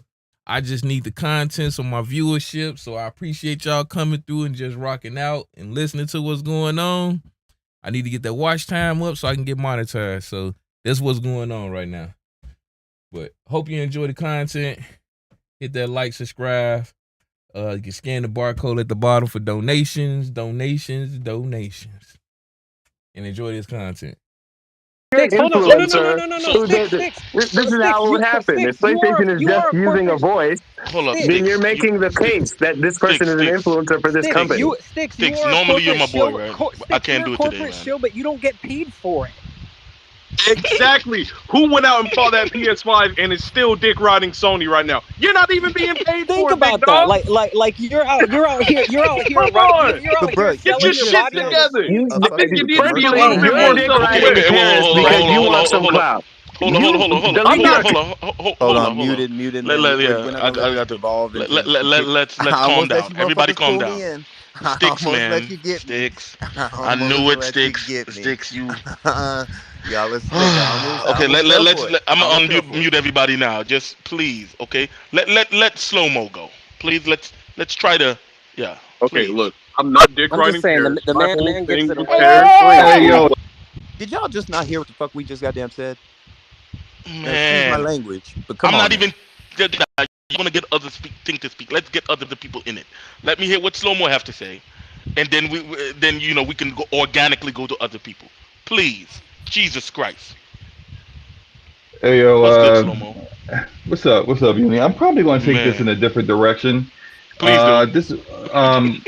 Since this seems to be like a topic of issues people have with Paris, and I see a lot of people talking about whether they think he's corporate shilling or whether they think he's fighting the fight for Microsoft, whatever. I'm not really trying to talk about any of that stuff. I want to kind of like just really speak with Paris specifically about a specific situation that happened February, Black History Month last year. You had an interaction with someone in the community. I think it's pretty well respected, David Whitaker, aka Fame. And in that interaction, Fame, he put out a tweet.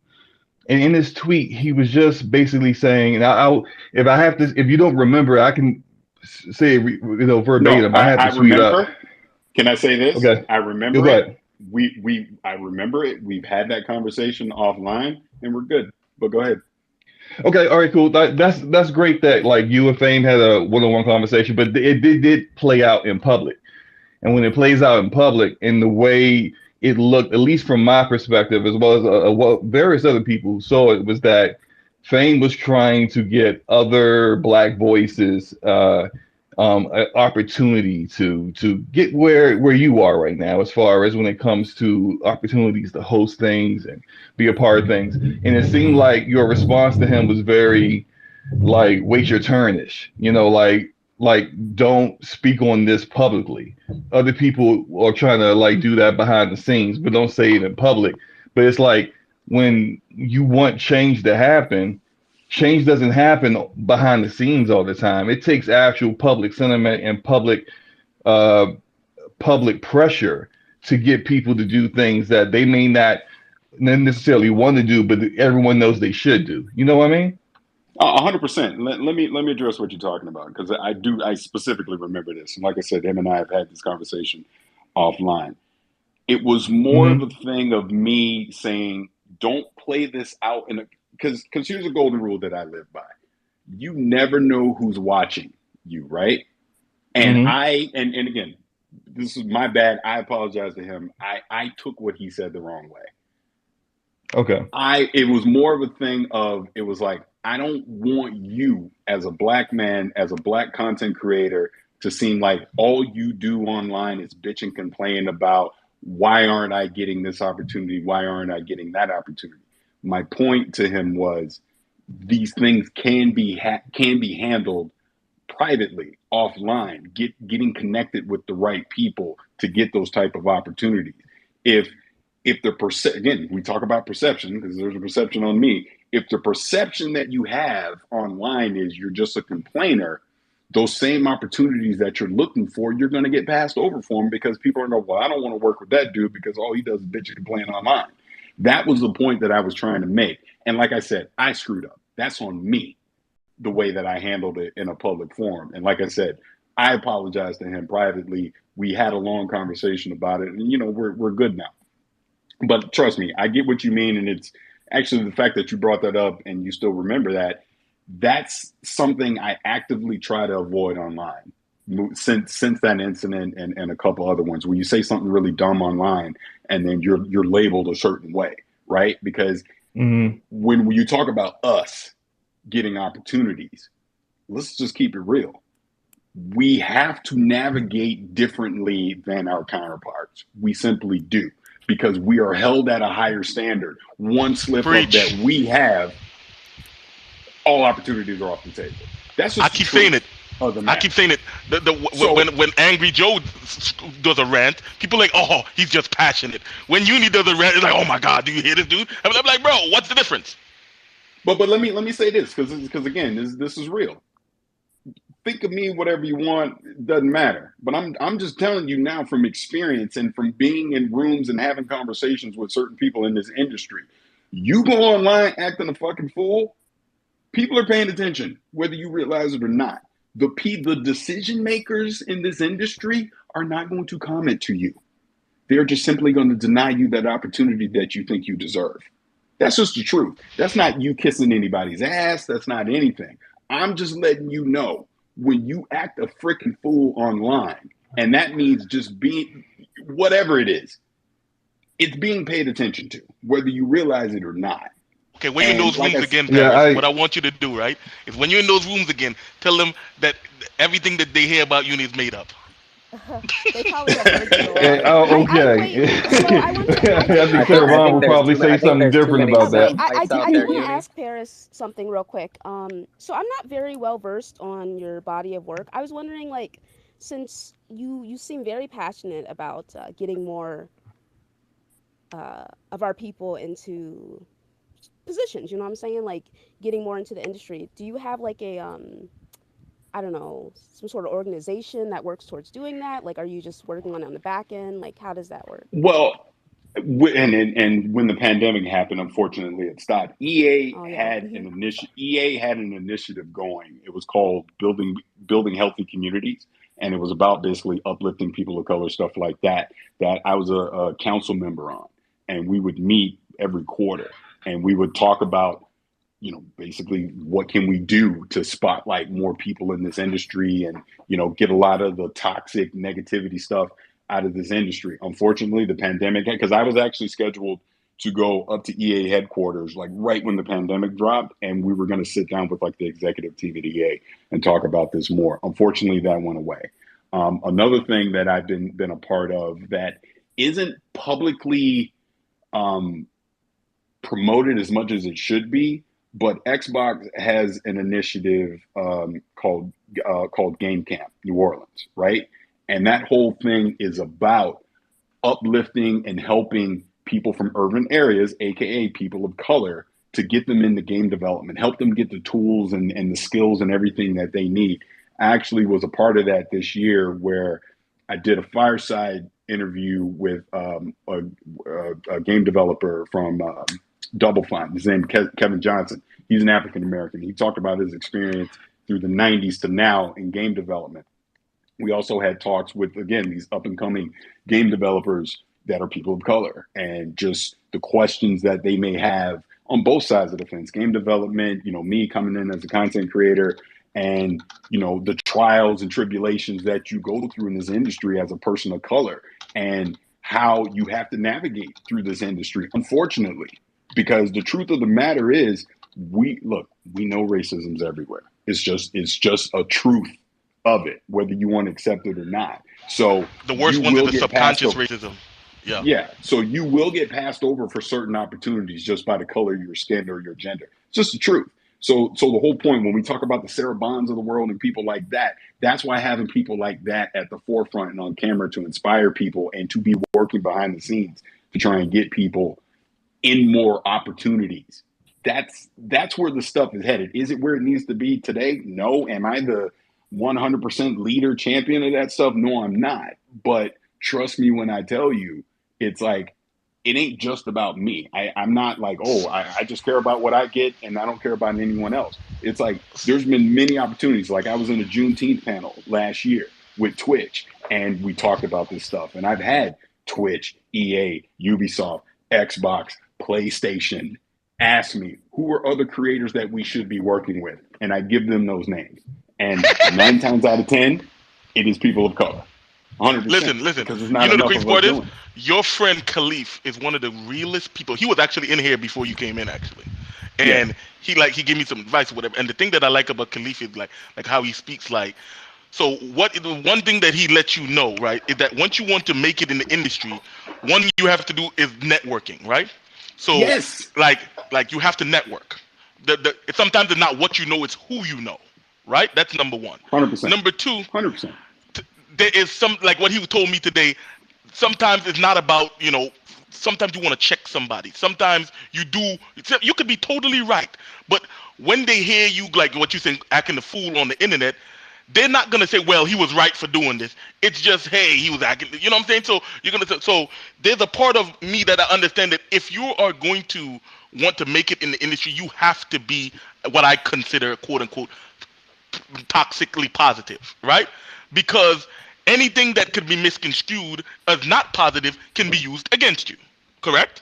You need to kind of watch your tongue at times. And look, I completely understand what both of you are saying. I've said it to people who have platforms way bigger than mine, and they wonder why they're not getting any higher than where they currently are. They don't get certain opportunities. Like, hey, look, man, last week when you cussed that fanboy out because he called you whatever, that's probably going to be part of the reason why you don't really fit the image that they're looking for. And it's as unfair as that can be, considering you mentioned Angry Joe will do all kinds of crazy stuff, but he's got like 4 million subscribers on YouTube, so whatever, right?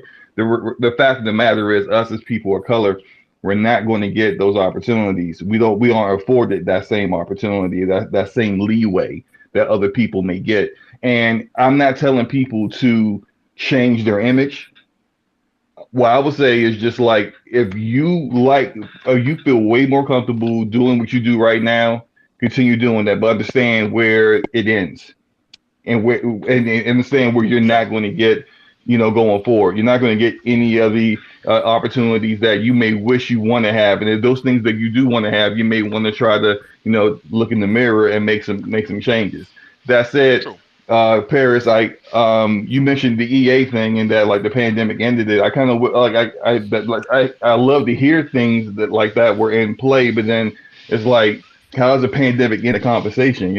Like, I mean, this is the internet. We on trash Twitter spaces that disconnect every 5 seconds, but we still having conversations. Like I feel like like even in that aspect, like, I would love to see, like, not just you, but just like other people who have the opportunity and the platform to like pick up the flag where it gets dropped by a corporation and just kind of keep it going, keep it forward, try to bring more people into it. To me, Slow-Mo, the problem that I have is that because Twitter Spaces have such a reputation for fuckery, right? That there's a lot of the bigger people won't even come into a Twitter space. Well, especially not on their actual account. They might come in on a burner or whatever, because that's why he said you never know who's listening. But there's a lot of the big people who won't even come into a Twitter space. And I could understand why. But I think that what Paris was saying with EA, I think that we as a community could do that, where it's like we could help each other. And that's why I keep telling people, even though I don't I'm not a PlayStation content creator, but there's nothing wrong with me telling people, hey, if you like PlayStation and you're looking for that type of content, go check out my boy Jabari and Persona stuff. Like, I don't understand what's wrong with trying to uplift everybody instead of trying to bring people down and be like, yo, I don't want that. Like Paris, he helps people out. Like what you said, he talks behind the scenes. He like that girl Erin or whatever the case may be that just got that opportunity or whatever.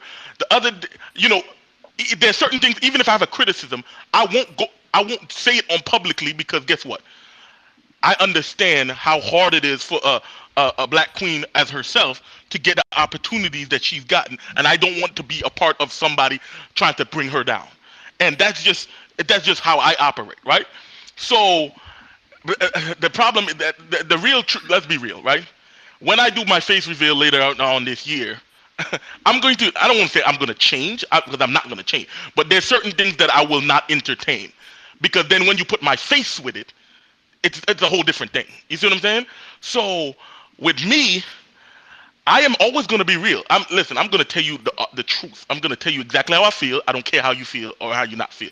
But there is different ways I can go about doing it. And I like I said, I've gotten this feedback from Luca.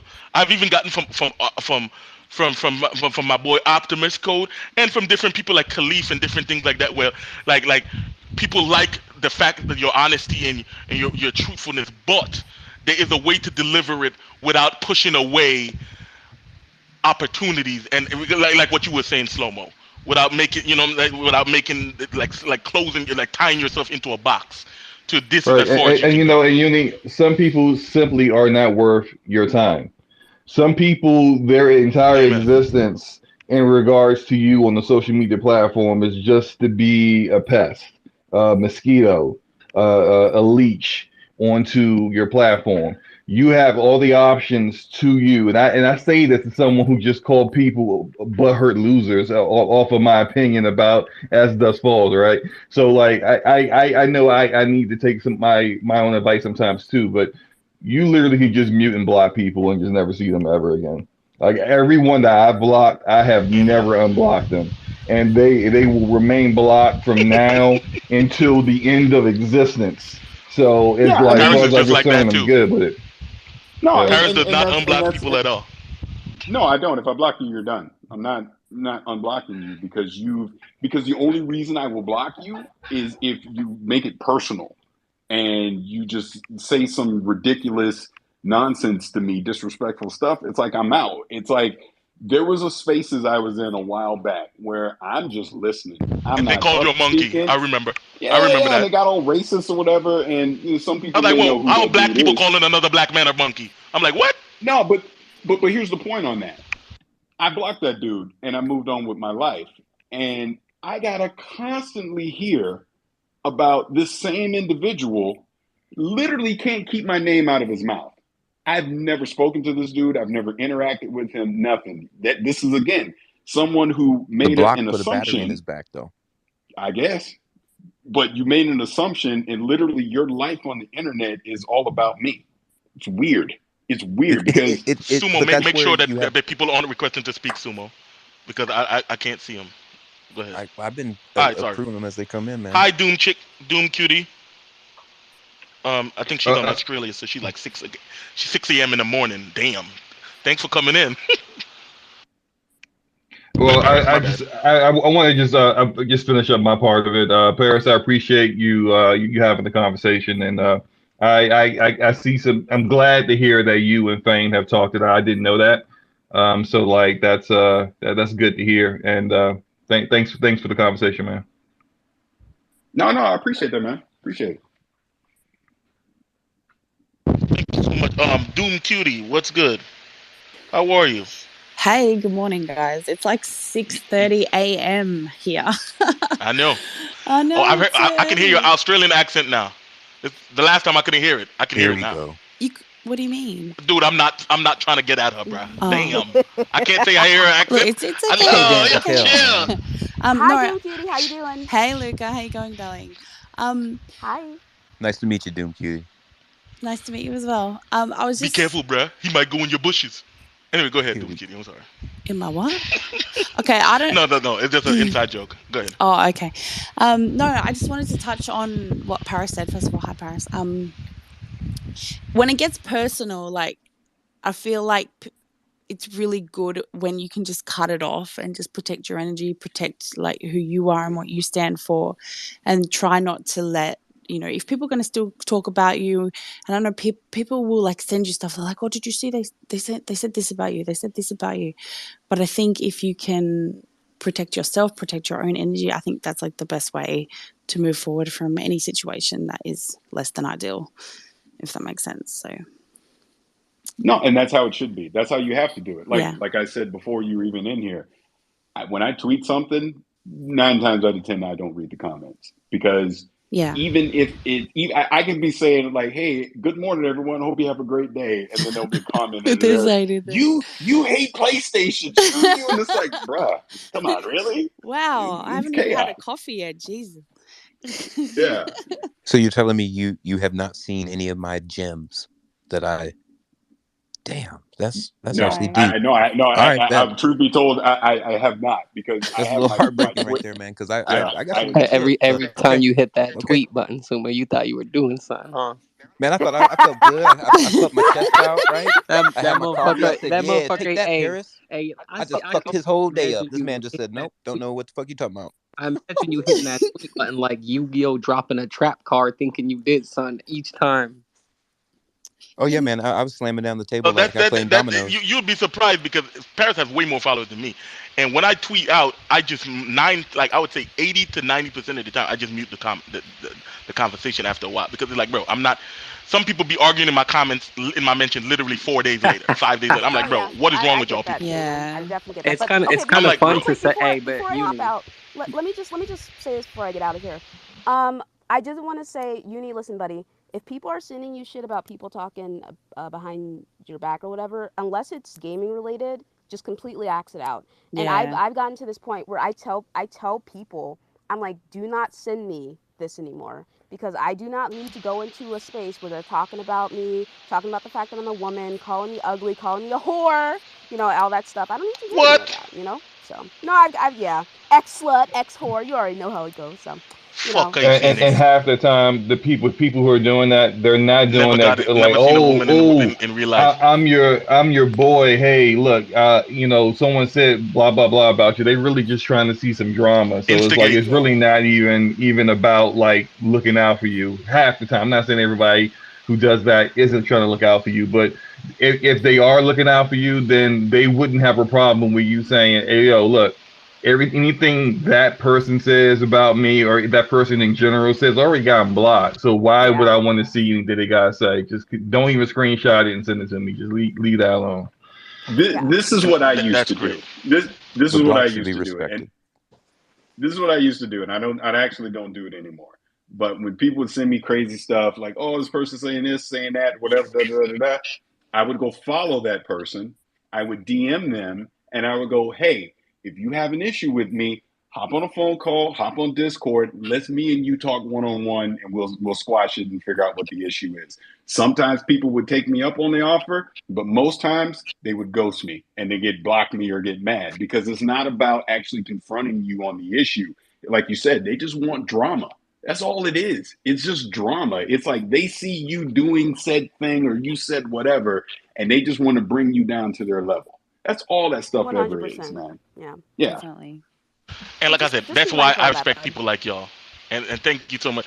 I'm here playing Fall Guys for the first time. This game is actually kind of fun, bro. I don't know what to do. And for the record, Paris, I wasn't trying to make no drama or antagonize you or anything. Yes, you was. Get out of here. But when you mentioned the Tesla thing, I didn't want to feel like, okay. I didn't want to feel like, okay, you know, you spoke on what I posted and then I didn't address it, so I just wanted to come up here so that we could actually talk it out. Mine. But this is insulting. Let me address the Tesla thing. My gems. You saw sticks. I mean, just so you know, Paris, all I do is look for ironies in situations and troll people. So a lot of that is just me looking for something convenient and funny to make light of. I don't really care. No, but it's not just you, because clearly I've heard this for a little bit now.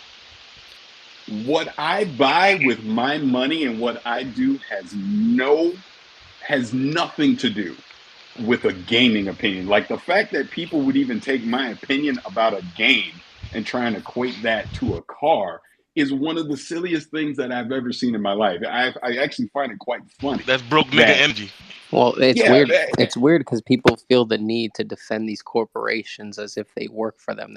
A lot of these people are more producer-minded than they are consumer-centric. So when somebody turns around and says, this $70 not for me, and then you got to go and send 500 tweets denigrating that position that someone is sharing their opinion, it's like, do you work for this fucking corporation? Are you a stockholder? Why are you so invested? Can't you And question that's shit? that's Like, part of the problem is people think these zealots think like producers rather than consumers. And as you said, when I first came into this space like an hour and a half ago, Uni, about calling out criticizing Xbox, you said, if no one is going to do it, then it sends the wrong message. Just as maybe it was Paris who said, or Luca, or somebody said earlier, Sony sending this message of $70 is okay, and regardless whether it is or isn't, it doesn't matter. That's not the point here. The point is for people to stand and take a stance against that and say, well, we don't really support this, and then they have an army of free zealots defending it. No, I call them the free PR. Then you the volunteer are going PR. to, it does set a dangerous precedence. Like, these companies should be criticized, and no company should be above it, and they should be praised accordingly as well. There's equal danger to somebody driving a Porsche and a tuxedo pulling up to you at McDonald's telling you that Big Mac costs too much. I'm sorry. That is an actual equation that we are talking Shannon about here.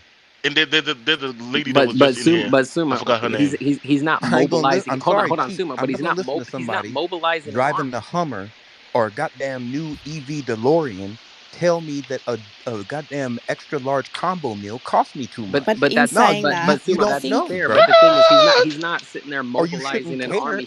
He's sharing his position, and it happens to be a position shared by many. If you see this discourse over the last 3 days or since it's been announced. At the end of the day, he's not using his platform to sway or try and convince people. I'm not talking about, and forgive me, let me back that up. I'm not directing that at you, Paris. I'm saying in general, right? There are those that are manipulating, that aren't coming from that, hey, I'm just trying to give you my opinion. They are trying to, hey, I'm just trying to get my mortgage paid. And there should be conversation around that. Do you think that the people, and I don't know where every single one of these little keyboard warrior fights about the game is. I honestly don't invest that much time into looking at it. But do you think that the people, whether it be on PlayStation or Xbox or whoever's posting it, do you think that they have a responsibility to look after the chat, to look after those comments? Because I feel like I feel like you're dropping like almost not a grenade, but you know what I mean? Like, you're just, here you go, here's a thing, and you're just like, hands off now. Like, do you think that I would agree with you. It's pretty irresponsible. I engage with most of my troll posts just to see what people are saying, but I think if you're going to throw a grenade out there, you're not going to take the blowback. That's kind of like, what are we doing here? Conversation, engagement's a two-way street, but peace their own. I keep telling people, right? Like, people like Paris, Khalif, people that actually know people in the industry. Like, y'all like video games. These people talk to the people that make video games. Like he said, he has face-to-face. You know what? Listen.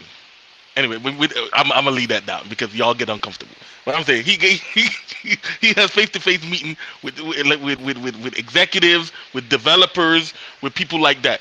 So it's like, at the end of the day, I respect what he's doing because he doesn't have to come here and talk to us. He didn't have to spend the last hour in here, quote unquote, defending himself or do anything like that, because at the end of the day, he's his own man. None of y'all don't help him pay for that Tesla.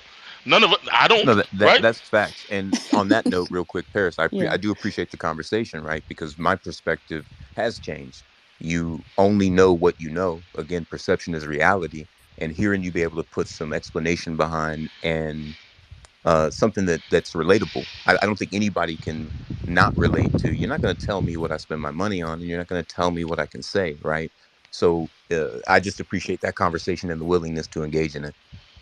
Yeah, because somebody sent me a DM just now with a picture of their receipt of them buying The Last of Us remake, like pre-ordering it from GameStop or something. And I'm like, bruh, I put the laughing emoji like, bruh, what is that supposed to do to me? Like, oh, you can't stop me from buying it. I'm like, bro.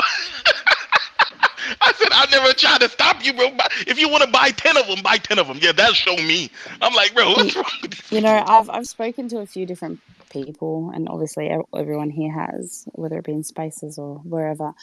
But I think the best people that I've come across are the people with what they call a growth mindset. So they don't come into this space or any space where they're there to just have their opinion and not change. I think having a growth mindset is really important as a human being, because until you're presented with updated information, you're going to have a certain opinion. But if you can adopt that new information to your current build inside your brain, then it makes you a better person. So and I think a lot of people are sort of like, they have that cognitive dissonance. They're sort of like just stuck in, oh, I know this, I feel this way. If it doesn't compute with me, then I'm just going to reject it, that kind of thing. So I just want to say real quick, I do need to go. Gotta eat dinner with the family and all that. But I did make sure that I followed everybody that was on the panel that I wasn't already following. I appreciate the conversation, and I hope you guys have a great rest of the evening. Likewise, Slimmer. Yeah, I'm gonna wrap this up very soon, but like I said, I want what I want to come out. This actually started. It's crazy the way how this space started with pure like negativity, like with me upset about dumb shit, and how it turned into such a productive space in the gaming community. Like, think about it. You weren't just upset. Like you clicked L3, R3. I was pissed. Bro. I was pissed the shit off. I ain't gonna cap. But then my boy Khalif came in here. The boy Khalif came in, and the Khalif just said, it's hard to be mad with the stuff that he said. That's why I respect him so much, because at the end of the day, it's like, bro, he came in, he put everything in perspective. He's like, bro, they don't matter. None of this shit matters. Who cares? Who cares? And I'm like, you know what? That's facts. Like, who cares? Like, who cares if you don't like Paris? He said something about our mothers, didn't he? Stop it. Yeah. I was just saying, he put it into perspective, and I told him, don't worry, bro. I believe you can cook. but that's what I say. Like, I don't understand how you can see like a black brother being successful and be like, man, I don't like that. And that's the part that like Paris was talking about. It's not that only black people hate on you. It's like it hits different when you see another black person that knows how hard it is. And listen, I am not here to sit down and pretend and play like with some victims, like black people need special treatment. No, that's not what I'm saying. What I am saying is, I'll give a perfect example. Look at the picture of Bethesda. I looked at that picture and I ain't seen not one black person in there. Now, I'm not going to say that they purposely didn't do that. They didn't hire any black people. But things like that stand out to you when you're black, right? It stands out. It just does. It's like, bro, where's the color? Where's the seasoning at? Right? So, at the end of the day, when you see how hard it is for black people to get into this industry, has been dominated by different, by our white brothers and sisters, which is fine. If you're qualified, you're qualified. I don't care what race you are, right? I just want everybody to have the same opportunity. And the thing is, if you are interested in getting into gaming or even a content creator or anything like that, why not take the opportunity to network? There are plenty of people in here. Like I said, Luca is one of the people I trust the most in this community. You ask her about anything, or that if she wants to talk to you. She don't want to talk to you. She call you a weirdo and block you. Trust me, right? But not only it's not just Luca. Like Doom Cutie, she has a podcast with my boy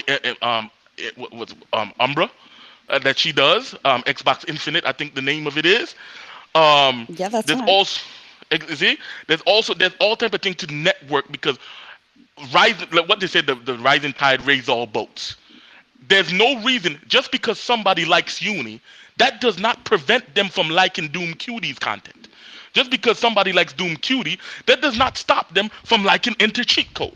Like, why does it have to be all or nothing at all with a lot of people? Why can't it be like, hey, I like Uni, I like Paris. I like Paris. I like this person. I like. You Yeah. don't have to do Yeah. the pick a side, pick a side. Oh, you either hate uni or you love uni. You either, like, no, stop it. At the end of the day, we I'm all not are a trying. football team. I'm not a. You Exactly. don't have to Like, loyally support yeah, you me. don't have to be loyal. Like, bro, you can like what I say and like other people. I'm not gonna stop you. Yeah, So I don't mind. yeah, so that's what I'm trying to tell people. Like, we have to get out of this crab and barrel mentality where it's all or nothing at all. And if you see somebody else being successful, you have to drag them down because how dare they? How dare? What are people talking? Why do people want to listen to Uni for? What, I'm like, bro, who cares, bro? Like if people want to talk to you, if people want to listen to you, I promise you, whatever I'm saying is not stopping them from listening to you, bro. They can go and listen to you. Like, what? Are you only subscribed to one single channel on YouTube? Are you only following one single account on Twitter? That makes Yes, no yes, I sense. am. Yes, I am. That makes no sense. Like, all I want to say is, like, I want to, like, thank people like Paris and stuff because there's a lot of people in the community, and y'all know when I get on my high horse, I will call them out. There's a lot of people in the gaming community who pretend like most of us don't even exist. Who they're like, yo, all I care about is getting my ad revenue and my super chats, and fuck everybody else. If you want to talk to me, you gotta pay me. Send me a super chat first, and I might answer your question. Paris is in there for free. He's using his time, his energy. Khalif comes in here for free. They don't have to. And I'm pretty sure, I don't care what none of y'all say. Sarah Bond, no, I think she's fine. And I promise you, she's not losing sleep. Thank you. Bro, you have mentioned that if it was a care. drinking game in this I don't love, care. to take a shot every care. time your ass said Sarah I Bond, do not care. I don't care. You a married man, I ain't. No, but she's not losing sleep over. Right, yeah, anyone. like, imagine Doom Cutie. If somebody said that you're beautiful, you'd be like, damn, I'm offended. He called me beautiful. How could I ever sleep? Like, what? Like, I don't understand it. Like, what if a little black Danny Phantom calling himself Xbox University popped up and said you was beautiful? What would you think then? Hey, look, if Doom Cutie wants my picture, I'll send her my picture. Black little What you mean? I'm a sexy ass nigga, bro. Dante Phantom, right? What if Dante Phantom pop up? Bro, I'm a sexy ass nigga, bro. I don't know what you talking about, bro. Like, I might not be everybody cup of tea. You know how you said before, you're like, oh, it just hits different when, as a black man, when another black man says something bad. I feel the same when it's like with females. Women, women. I know, yeah. It hits different when we empower one another, and it hits different when we bring each other down. And it always totally will. Understand. Sorry, I don't think, and I don't want anyone to take Uni wrong in saying that, oh, this is just a matter of, what color your skin is, because no, it's when you identify with a certain community and you see one another, stepping on each other, bringing each other down, that kind of thing, that affects you because, that's your people, Yeah, because it's hard enough for women in the gaming community to be, to grow in that because, if you come into the gaming community, or it doesn't even have to be gaming, anything, and people see you, especially if you're attractive, the first thing they think of is, oh, they're not worried about whether she's gaming or not. They're not concerned about, like I keep telling people, do I think Sarah Bond is attractive? Yes. But the most attractive thing about her is her intelligence. It's the fact that she was able to pull herself up, go to Harvard and Yale, get a position at Microsoft and work her way up to the top, and she might be the head of Xbox in the next couple years. If that's not impressive, I don't know what impressive is. Like, I don't know what impressive is. Like, so it's like, the thing is, and to see a black woman doing that, it makes me proud as a black man, because I'm like, bro, name another black woman doing that in the industry. There's not much. I can't even name one off the top of my head. I'm pretty sure Oprah can do anything at this point. So, like, I'm pretty sure if Oprah wanted to but be she's not in head gaming. of Xbox, yeah. But I'm pretty sure she can set her mind to it. Yeah, true. But what I'm trying to say is, like, not just her, like women in general, like, it's hard for because this society has been dominated by men for hundreds of thousands of years, right? And even look across society, most of the CEOs in these are men. Most of they are men, and then there's automatically, you have to work twice as hard as a woman to get the same amount of respect, and it shouldn't be that way. But you could listen. That's just how life is. So I'm not gonna not appreciate seeing a hardworking woman doing what she's supposed to do. And be like, nah, like what? Are you kidding me? Like, but it's not just because there's plenty of other people in the community that deserve praise. Like I said, Paris deserved praise. At the end of the day, he pulled himself up like what he said. He was just a fan like the rest of us, going to E3, and then he linked up with his boy Danny. He's another one with a beautiful black queen. Like, power up to my guy. I think his name is Danny, isn't it? Like Danny, I don't know. He's Spanish. You know I'm talking about, the Spanish guy, right? So Danny, and he pulled him up, right? And because the network with him, he got invited to his show, and then eventually he networked, and then he ended up at Kinda Funny, and then now he ended up hosting an Xbox show, and he's picking up, and now he's trying to get into the industry. All of that through networking. It's not who you know, it's what you know. So instead of trying to build enemies, why don't we try to build bridges? I don't understand. Like, there's nothing wrong with being like, yo, you don't have to kiss Uni's ass. I won't let you. I don't need fans. I don't need fans, bro. Because if you think that because you like my tweets or you come to my space, I'm not gonna tell you the truth, you're gonna be in for a rude awakening. Right? So I don't need fans. What I need is people who can acknowledge reality. We're gonna disagree. You're not gonna agree with everything I say or whether it's cool. But why would I go and just like, okay, I'll give a perfect example. Paris said he was in a space a couple months ago. He went in there minding his business, and he overheard dudes saying Paris is a monkey, Paris is all type of racist stuff. And there's black people doing it. That's the crazy part. It was black people. So now they have lost any way of networking with Paris. Now they can't say, yo, Paris, could you pass along this or such and such for me? I'll give a perfect example. 2 months ago, Paris came in my space. We were talking about Halo Infinite. I asked him some questions about Halo Infinite. And when Joseph Staten came on Kinda Funny, he asked him the question. He said, yo, there's people from the community, even though I'm kind of pissed he didn't use my name, but cool. We'll let that slide. He said there's people from the community that wants to know about when you're going to add, why can't you just add legacy maps or whatever? And then Joseph Staten was like, the crazy part is, that's a great idea.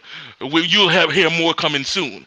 So basically, through Paris, I was able to ask somebody I would never get an opportunity to talk to just by networking through Paris. Y'all have to start using your brains out here, bro. Like, it's okay. If that's not for you, it's not for everybody. Everybody does not want a platform. Everybody is not good at speaking or articulating how they feel. Everybody is not passionate about it. You might just be, hey, I'm good with just listening in when I'm at work or whatever the case may be. And that's fine too. But don't hate on the people who want to grow, who want to have a bigger community or bigger presence. Why not? Who the hell starts a YouTube channel and don't want people to watch their YouTube videos? You're going to tell me right now you have a YouTube channel and you wouldn't want to have 1 million subscribers? Somehow you're being a sellout if you're telling people, yo, subscribe to my YouTube. That makes no sense.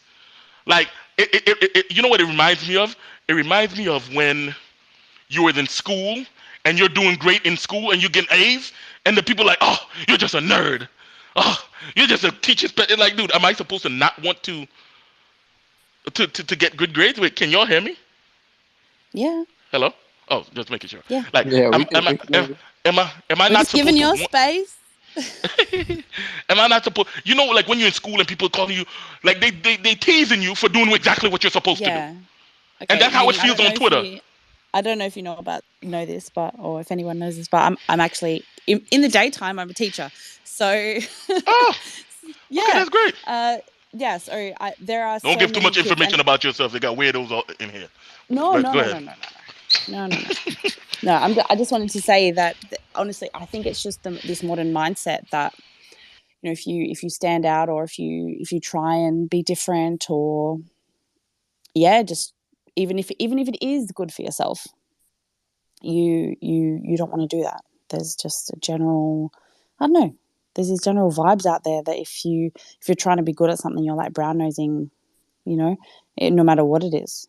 So and I hate that. I want everyone to be their best selves. And there are plenty of people like right now. You know, go ahead, bro. Go ahead. I was just gonna say, real quick to a point you made. You described it perfectly, and it's that crabs in a bucket mentality, and it's a mentality that plagues communities of color specifically. It's that whole mindset of misery needs company, and at the end of the day, as people try to get out of their situation or try to advance, you will see people in their circles, the people that should be closest to them, rooting for them, trying to pull them back because they don't want to see them be successful. And like I said, it is a problem that has plagued minority communities and something that needs to culturally be changed. I totally agree with you, my guy. Like I said, the biggest problem I have is this mindset, especially on this app, of if you're trying to grow, then you're somehow you're not. I don't even get it. Like it doesn't even matter. But at the end of the day, like I said, we can network. If anybody needs to hit, like wants any to talk to me about something, advice or something, you can reach out. You can hit. That's why I used to have my DMs only open to people who I follow. But y'all know I don't like following a lot of people because then my timeline be full of bullshit. So I just opened it up because, hey, I want people to be able to reach out to me and say, yo, Uni, what do you think about this? Yo, Uni, look at this. Is this okay? And some people, sometimes they just reach out to ask me questions. Like yesterday, somebody reached out and said, yo, my Xbox is making a funny sound when it's laying down sideways, but when it's up, it's not making any sound when the disc is in there. Does that do that for you? And I was like, you know what? You just said that, and I just realized I've never put a disc in my Xbox. So for all I know, my Xbox, for all I know, my Xbox, this shit don't even work. Oh my god! Wait, and you have wait, you have a Series X? Yes, I have a Series X for 2 years, almost 2 years, and I've never put a disc in it. Uni, is that because you purchase all digital, or is that because Xbox has no games? Oh my god! Oh, all digital. Nah, I couldn't miss that opportunity, my man. I know. It's all digital, and I'm like, damn, I don't even have DVDs. Like, who the fuck has DVDs in 2022? Like, I don't even have a DVD. There's nothing to put in there. I'm like, damn, I'm going to really have to buy a physical game? It's really that sad? I'm going to have to go and buy a used game or some shit just to test it out, just so I can make sure this shit works? I don't know if it works or not. That's crazy to me. I don't buy DVDs. It's a pirate's life for me. But, It is what it is, but like I said, it is what it is. It's a pirate's life. I'm from the Caribbean. I'm sorry, but hey, I'm from Australia, so nothing comes out here. Yeah, like I said, I love Australia except for the murderous animals. But I would love to go there. Yes, we've talked at length about the murderous animals. Yeah, the murderous animals. Yeah, there's plenty of murderous animals. But I would love to go down there, the Sydney Opera House and stuff. I want to see all of that. You know what I'm saying? I want to see what's going on. I like travel. I like to talk to people with different cultures and different perspectives. That's just me. So I don't understand how racism it's just the even accent, exists. Isn't it? Because you just like the accent. I love the accent. I love the accent. Sheila. Here we go. But anyway, here you go. Why you such a hater? Why you all hate? Don't call. Okay, just so you know, Sheila is probably not something an Australian woman dreams about being called. Oh shit! Is that a bad thing? No, it's not a bad thing. It's just not. What's the word am I looking for? Okay, like in the States, like in Atlanta, they call girls shawty, right? Like yo, shawty. Oh, like, okay. Is it like that? Is it like that, or is it like a derogatory term?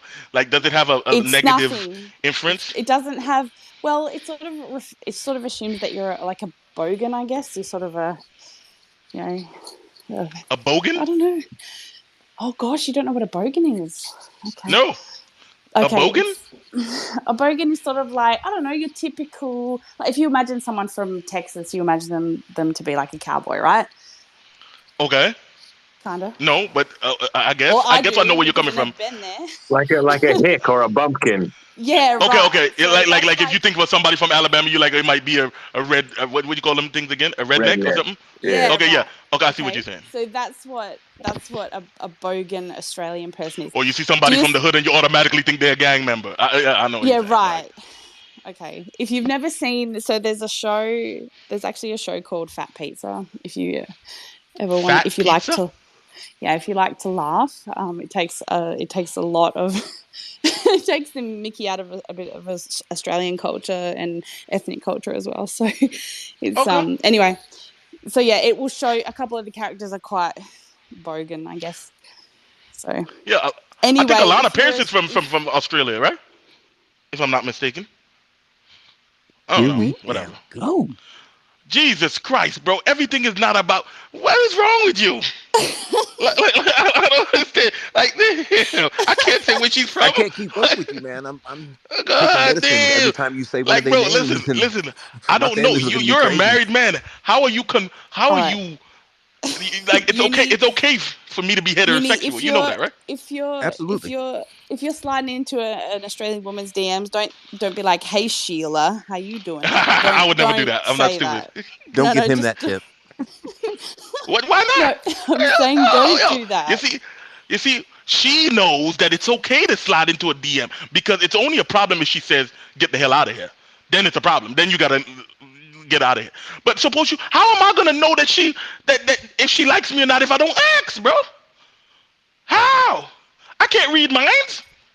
Well, I mean, valid as long as I'm looking long at my as there's shit no like, is this pictures real right accompanying the DM. Sumo, how did you meet your wife? Didn't you ask, "Hey, how are you? Can I take you out?" Or did you just look at her and she knew and she was like, "Give me the ring"? Like, come on, bro. Like, how? Honestly, I just slid in her DMs and she didn't kick me out. So why can you slide and I can't slide? Why can't I electric slide?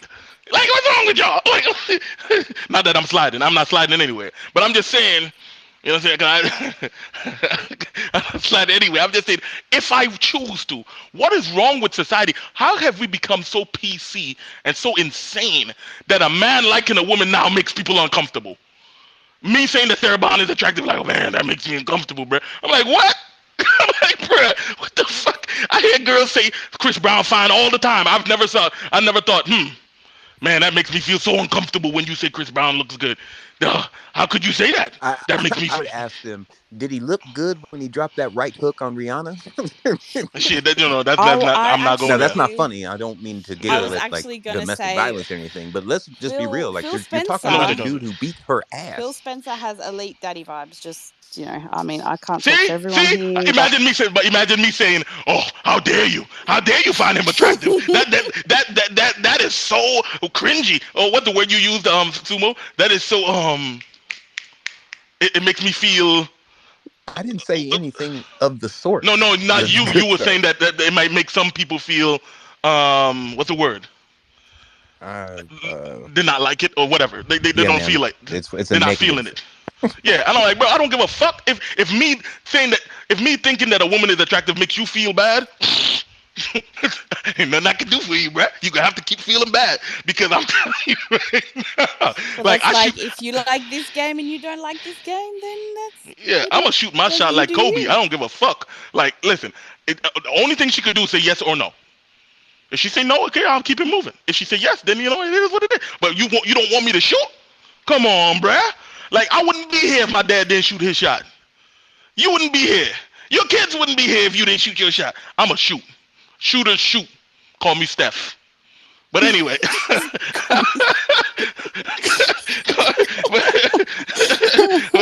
but the problem on this app is that everybody is Jesus Christ on this app. Nobody ever cheated. Nobody ever lied. Nobody ever did anything wrong. Everybody is the pinnacle of morality on this. I'm like, man, fuck y'all telling me dumb shit, bro. I am. You're the pinnacle of morality? All right, well, I ain't. Okay, I treat my woman great. Different sometimes. I'm like, we make fun of ourselves more than anyone, I think, sometimes. Yeah, listen, I treat my women. I treat my women great and stuff like that. But one thing I'm not going to do is with this PC culture. Like, here's the problem I have. If I have a problem with one single woman, like let's say a woman disrespects me, and I'm like, okay, fuck you then, and I go off on her. Then there are going to be some people like, oh, well, he hates all women. Look how he talks to her. I'm like, well, or maybe I just don't like her. Why do I have to hate all women? Why can't I just not have a problem with her? Uni, I got to ask you, knowing that, bro, you still are like, fuck you. Well, shit, it is what it is. What do you want me to? Hey, what do you want me to do? Like, about to come your way, and you still, listen, dive head first into shit. Yeah, because at the end of the day, I'm not gonna cap. Like, I'm just not gonna cap. I'm sorry to say it. Like, listen. Yeah, listen. If you come at me wrong, I'm gonna come at you the same way. And if somehow because this girl disrespected me and I disrespected her back, and you're like, oh, you can't do that. That's a woman. I thought we was about equality. So I can curse out any man I want, but I can't curse her out because she has a vagina? Are y'all insane? When have they made this out? Now, I'm not gonna go hitting See, women like Doom that. Cutie, what are Sumo your has thoughts on this? okay. So Sumo has a wife. So he first of all, he's asked the woman in the room. So bravo to you. Secondly, he knows that there's this saying that exists. That's happy wife, happy life. And by the looks of it, he has subscribed to that. So good for him. Full Good for subscription, He him. out there auto doing renew. $1,000 dinners. He That damn shit sure better. tied She to better the be bank happy. account. 401k is signed over. She better be happy. So, yep. He giving her $1,000 crab leg dinners. She better be happier than Ronald McDonald. But go ahead.